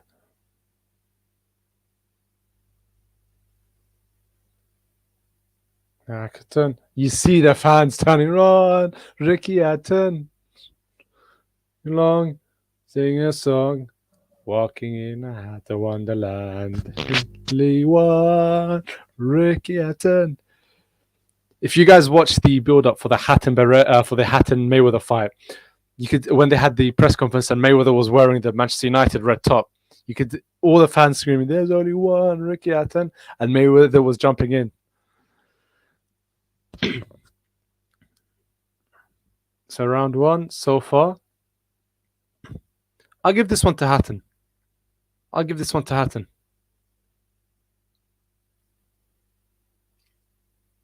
He's throwing them in bunches. I like Ricky Hatton. I like his fighting now. Oh, left and right landed by Barrera. Another jab landed by Barrera. Another jab. Right and left hook to the body. Left hook landed by Barrera again on the body. I thought they'll be joking and laughing, but they're actually more serious about it.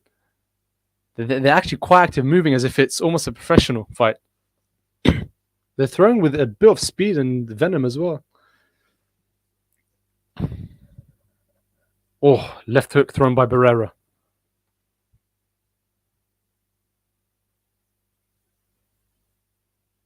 And they're in pretty good shape for older men, people well past their careers. But Hatton, a while back, I saw an image earlier this week. I know this image was taken a while back, but he looked really lean. His abs were like so visible. What the hell?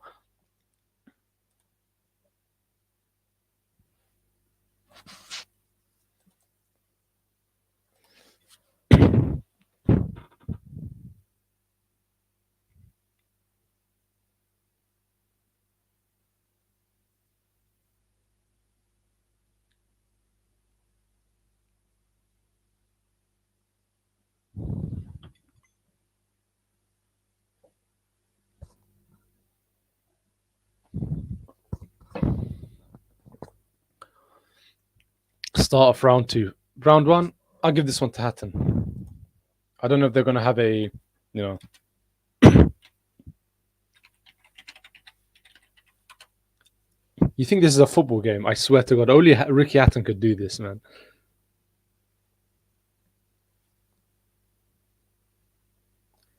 Couple of jabs. Oh, couple of jabs by Hatton, right cross.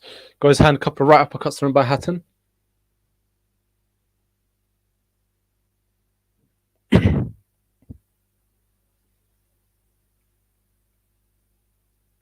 Right landed by Hatton.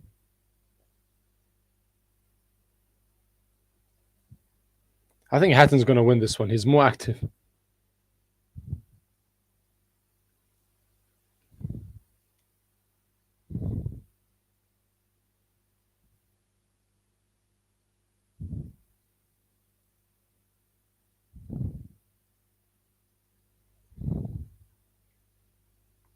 Oh, a couple of nice left and right landed by Barrera. You think, if you're watching this fight, you think that Hatton isn't. No, you think that Barrera isn't as active as he should be, that he's not winning, but he's actually being very patient because when he's landing, he's actually landing accurately and he's landing a few bunches on Hatton.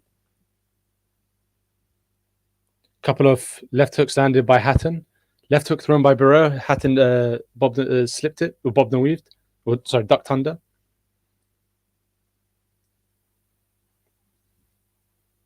Tying each other up.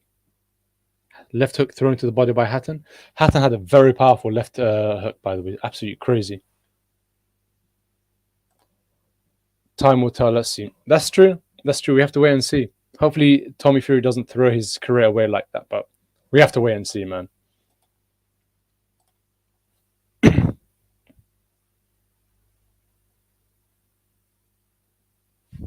Round 2. Probably Hatton. Probably Hatton.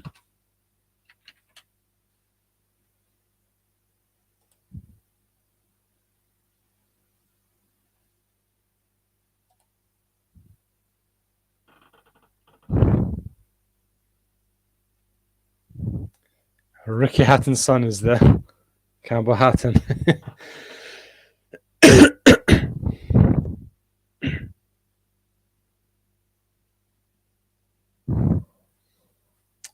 I'm looking at Campbell Hatton. I wish I had his hairline, man.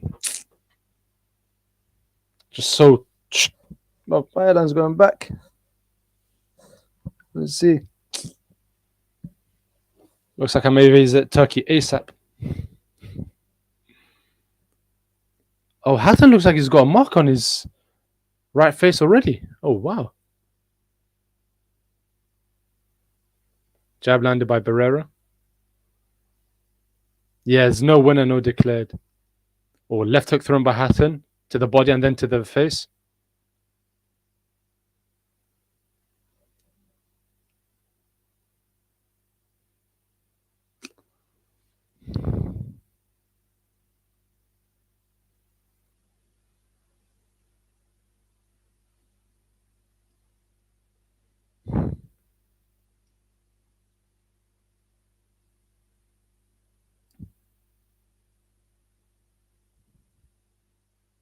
Oh, nice right hand thrown by Hatton.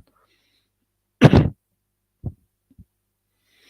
of the commentators made a good point. He said Hatton and Barrera are very good friends, but sometimes when they spar in the gym, they just forget things. And that's how you know they're true professionals. That, the way I see it is the tighter you are, the closer you are to someone. And especially if you're both fighters, and when you spar, you go a bit harder. It shows that you both want to win it, which is very nice to see, heartwarming to see, ironically speaking.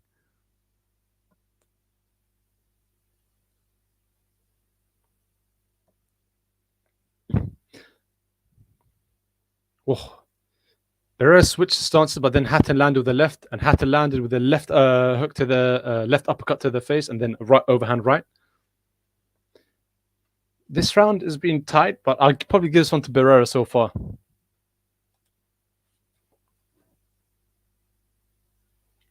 Left by Hatton, which missed, and then Barrera landed with the left uppercut.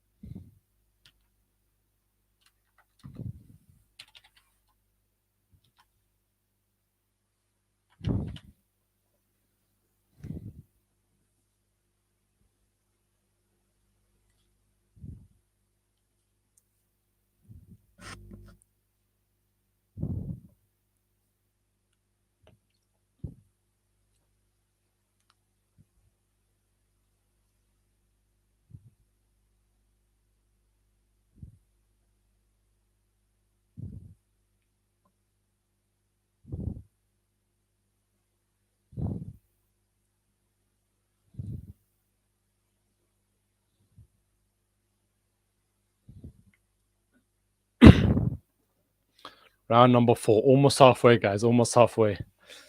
Guys, don't forget to like, comment, subscribe down below. Let's see more comments, more involvement in the channel, bro. More. We want to see more of you comment. I want to hear, if you're watching this fight, I want to know what you think of it. If you're not watching this fight, I still want to know what you think of it. Who you think would win? Who has the greater legacy?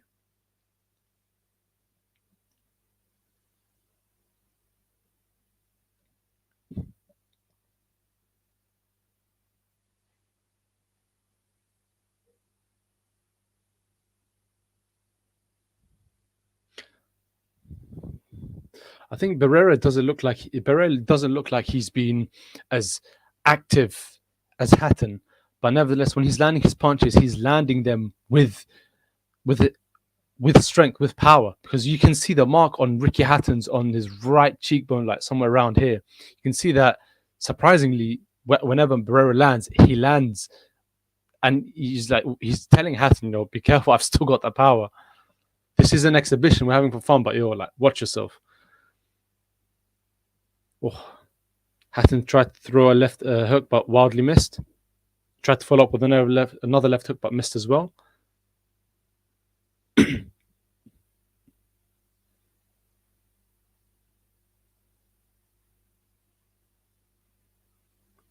Barrera switching stances. Seeing that in a fight, I mean, people would very rarely do you get fighters who switch stances, switch hitters, but as detrimental as it can be, it can also, like in the heat of the moment, when you're actually fighting, in the heat of the battle, when you see a fighter switching stance, it can affect you psychologically, thinking, why is he switching? Why am I? Like, you hesitate. Once you hesitate, then you're there for the taking. You're right for the taking.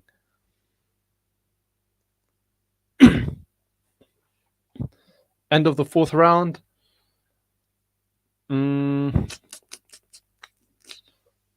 Hatton, probably. Give it Hatton. See the difference between me, a quality shot boxing, and Sky? Sky are not judging this on a round by round basis. We are. So like, comment, subscribe down below for that.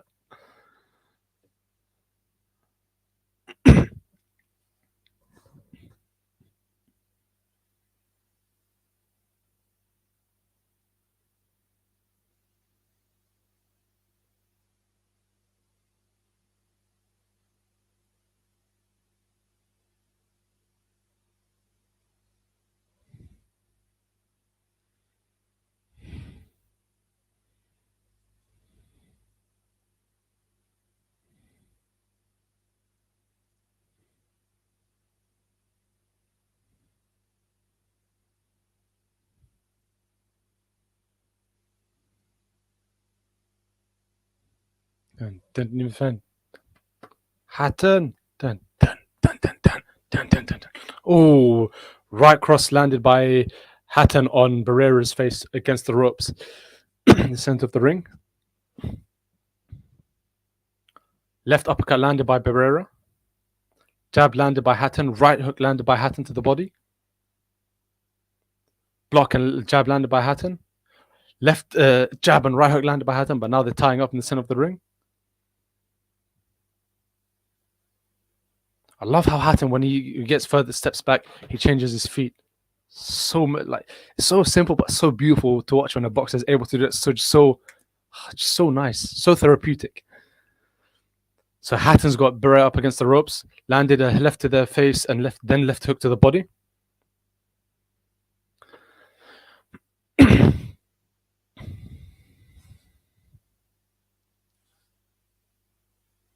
Left hook to the body, left uppercut to the body.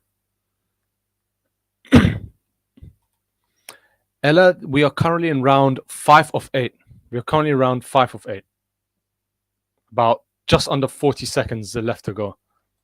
8 rounds of 8 2-minute rounds. Yeah, I think now Barrera starting to... Ooh! Jab by Barrera, right across landed on Hatton's face. I think now Barrera is starting to pick up the pace. As in, this isn't a professional fight like we've seen with the other ones earlier tonight. Nevertheless, it's no problem, Ella. You're welcome. Now Barrera is starting to as I was saying, like the previous fights, it's when the fights start to turn up later on, doesn't count. But in an exhibition, do as you please, basically.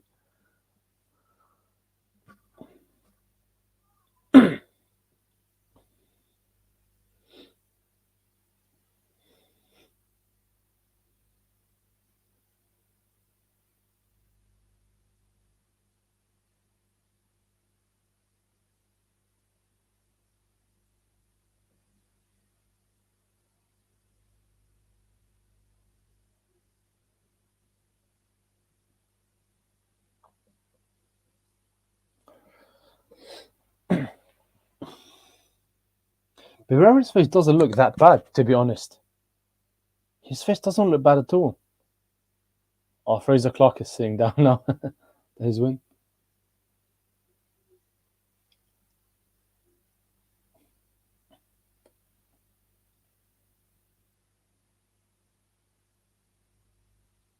So round number, let me just check for you. Round number 6. As in round 5, I'd say swing, probably swing. No, actually no. My mistake. Barrera. Minute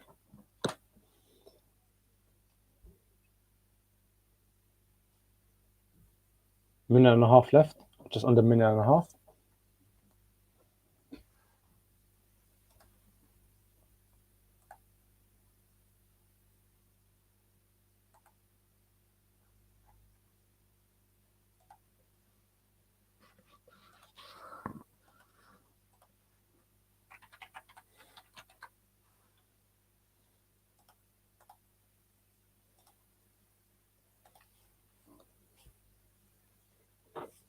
So in the center of the ring,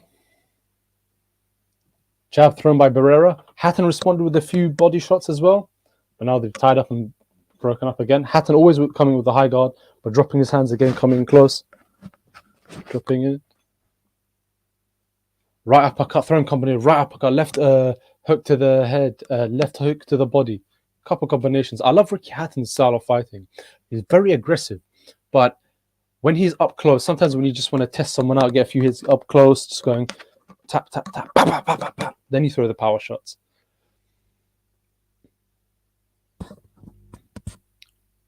Oh, exchange between both fighters, but Barrera came out on top of that one.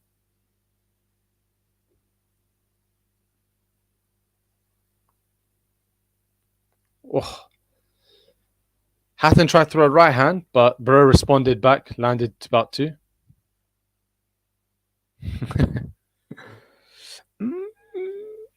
Swing round, I'll say that one.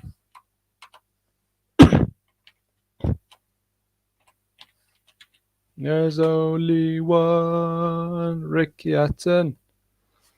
One alone, singing a song, walking in a Hatton wonderland. One Hatton.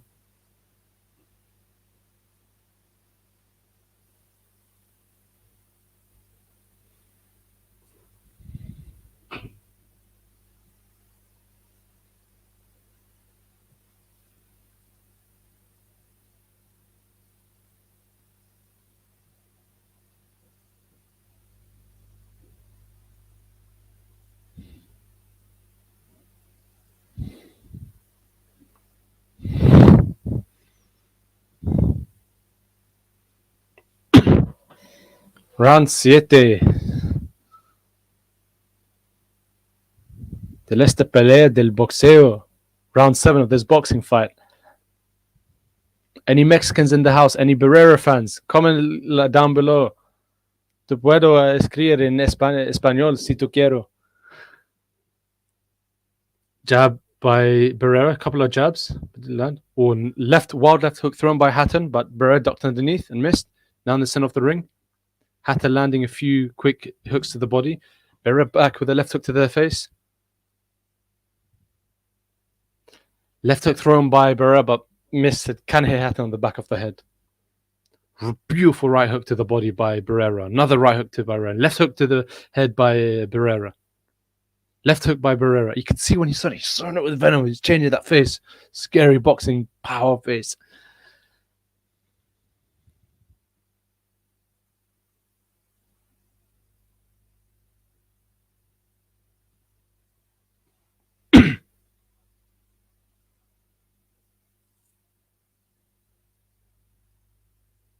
Barrera looks tired and just throwing punches. Bless him. Left hook to the face by Hatton. Caught Barrera, but Barrera carried on with it. Common with the Mexican fighters, they can take. My God, can they take a lick and move on? Oof. And just for a moment, Hatton threw 2 left hooks to Barrera's face, and Barrera just took it and went, you know what? Bah! Left hook back.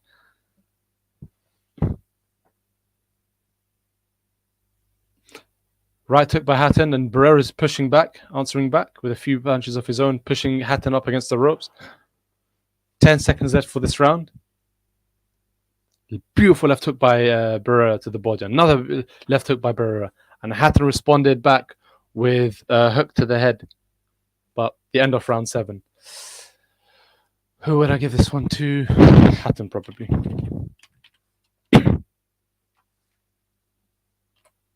As in most of the rounds, I'd give it to Hatton. I got 1, 2 Hatton, 4 Hatton, 7 Hatton. Got Barrera, and Barrera 3, Barrera 5, and round 6 swing. So 4-2 confirmed. 4-2 confirmed with 1 potential swing round in the middle. That makes sense.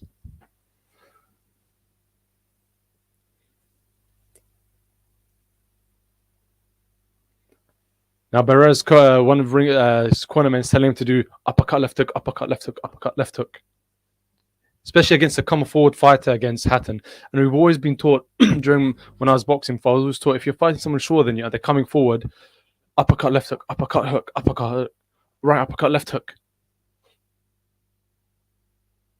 If you can't keep them at bay with your jab and your right cross, uppercut hook, uppercut hook.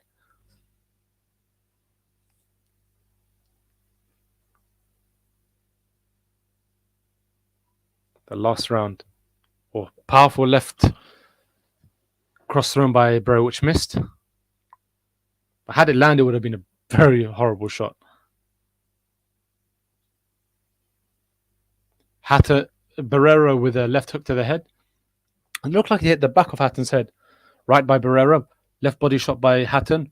Right hook to the face by Hatton. Left hook to the face by Barrera. Left hook thrown by Barrera. Both tying up. Right uppercut by Hatton.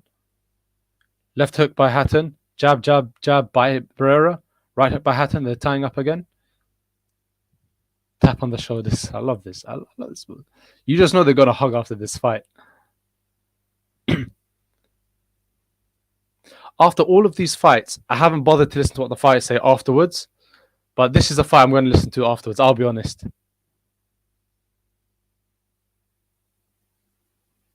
Let him go, Ricky. Let the mans go out. You can just hear Ricky's cornerman just shouting, giving him instructions. Left hook thrown by Hatton. Miss. Oh, beautiful right hook right cross thrown by Hatton. It looks like he stunned Barrera. And Hatton's holding him. Oh, beautiful left hook thrown by Barrera. Oh, left hook right thrown by Barrera. Body hook thrown by Barrera. Less than 10 seconds left. Left hook thrown by Barrera. Left hook thrown by Barrera. Left hook, right hook thrown. Both fire thrown. Free for a hug at the end. Oh, there's last second. Both of them are just going at the last few seconds. Who would I give that one to? I don't know. Jonas sabe que ganar el final round de esta pelea. I don't know who won this final round in this fight. Swing. Let's say swing.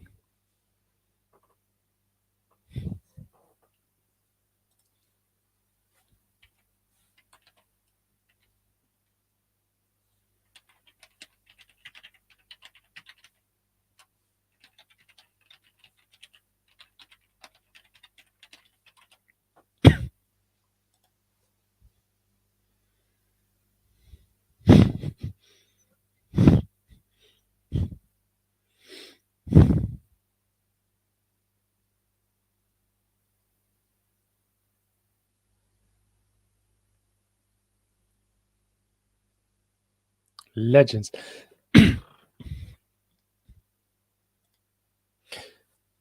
Do you know what the weird thing is? A couple of years ago, both Barrera and one of another boxing great.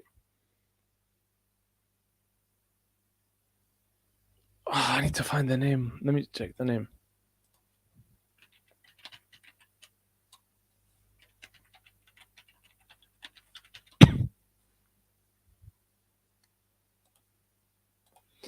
Now, the beautiful thing about both of the fighters now, each of them's holding the respective flag of the other person. Love it.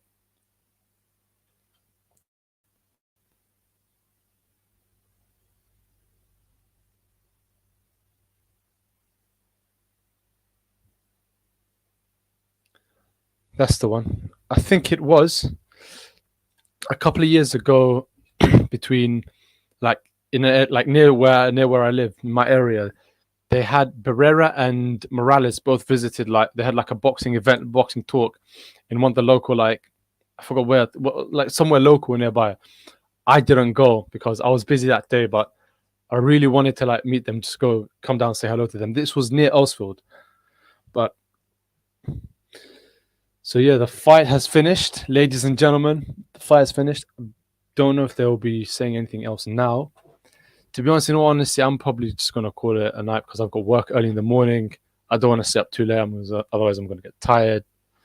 But thank you so much for all of you for tuning in. For those of you who have commented, really appreciate your participation. And it's for viewers like such as yourselves that ultimately give us a reason to keep on going, pushing forward. So, at the very least, for all of you who have liked, comment, subscribed, really appreciate the love. Much love from all of us on behalf of Quality Shot Boxing to you all. And for those of you who haven't, nevertheless, we still have as much love for you all. Don't forget to like, comment, subscribe down below, guys. If there's anything that you want to say, that you want to talk about boxing, whether any of the fights that we have, any watch-alongs, perfect. If not, that's no problem. Just talk about something else boxing. Talk about fights that, fights that will happen or fights that didn't happen. Just get involved because it helps to increase the interaction between all of us, and like we can engage in as Chris Eubank would say, parliamentary protocols, debates whereby we can just talk about the sport that we love. But yeah, guys, thank you so much once again for tuning in. Hopefully see you guys on the next watch along, the next video. All the best. Take care.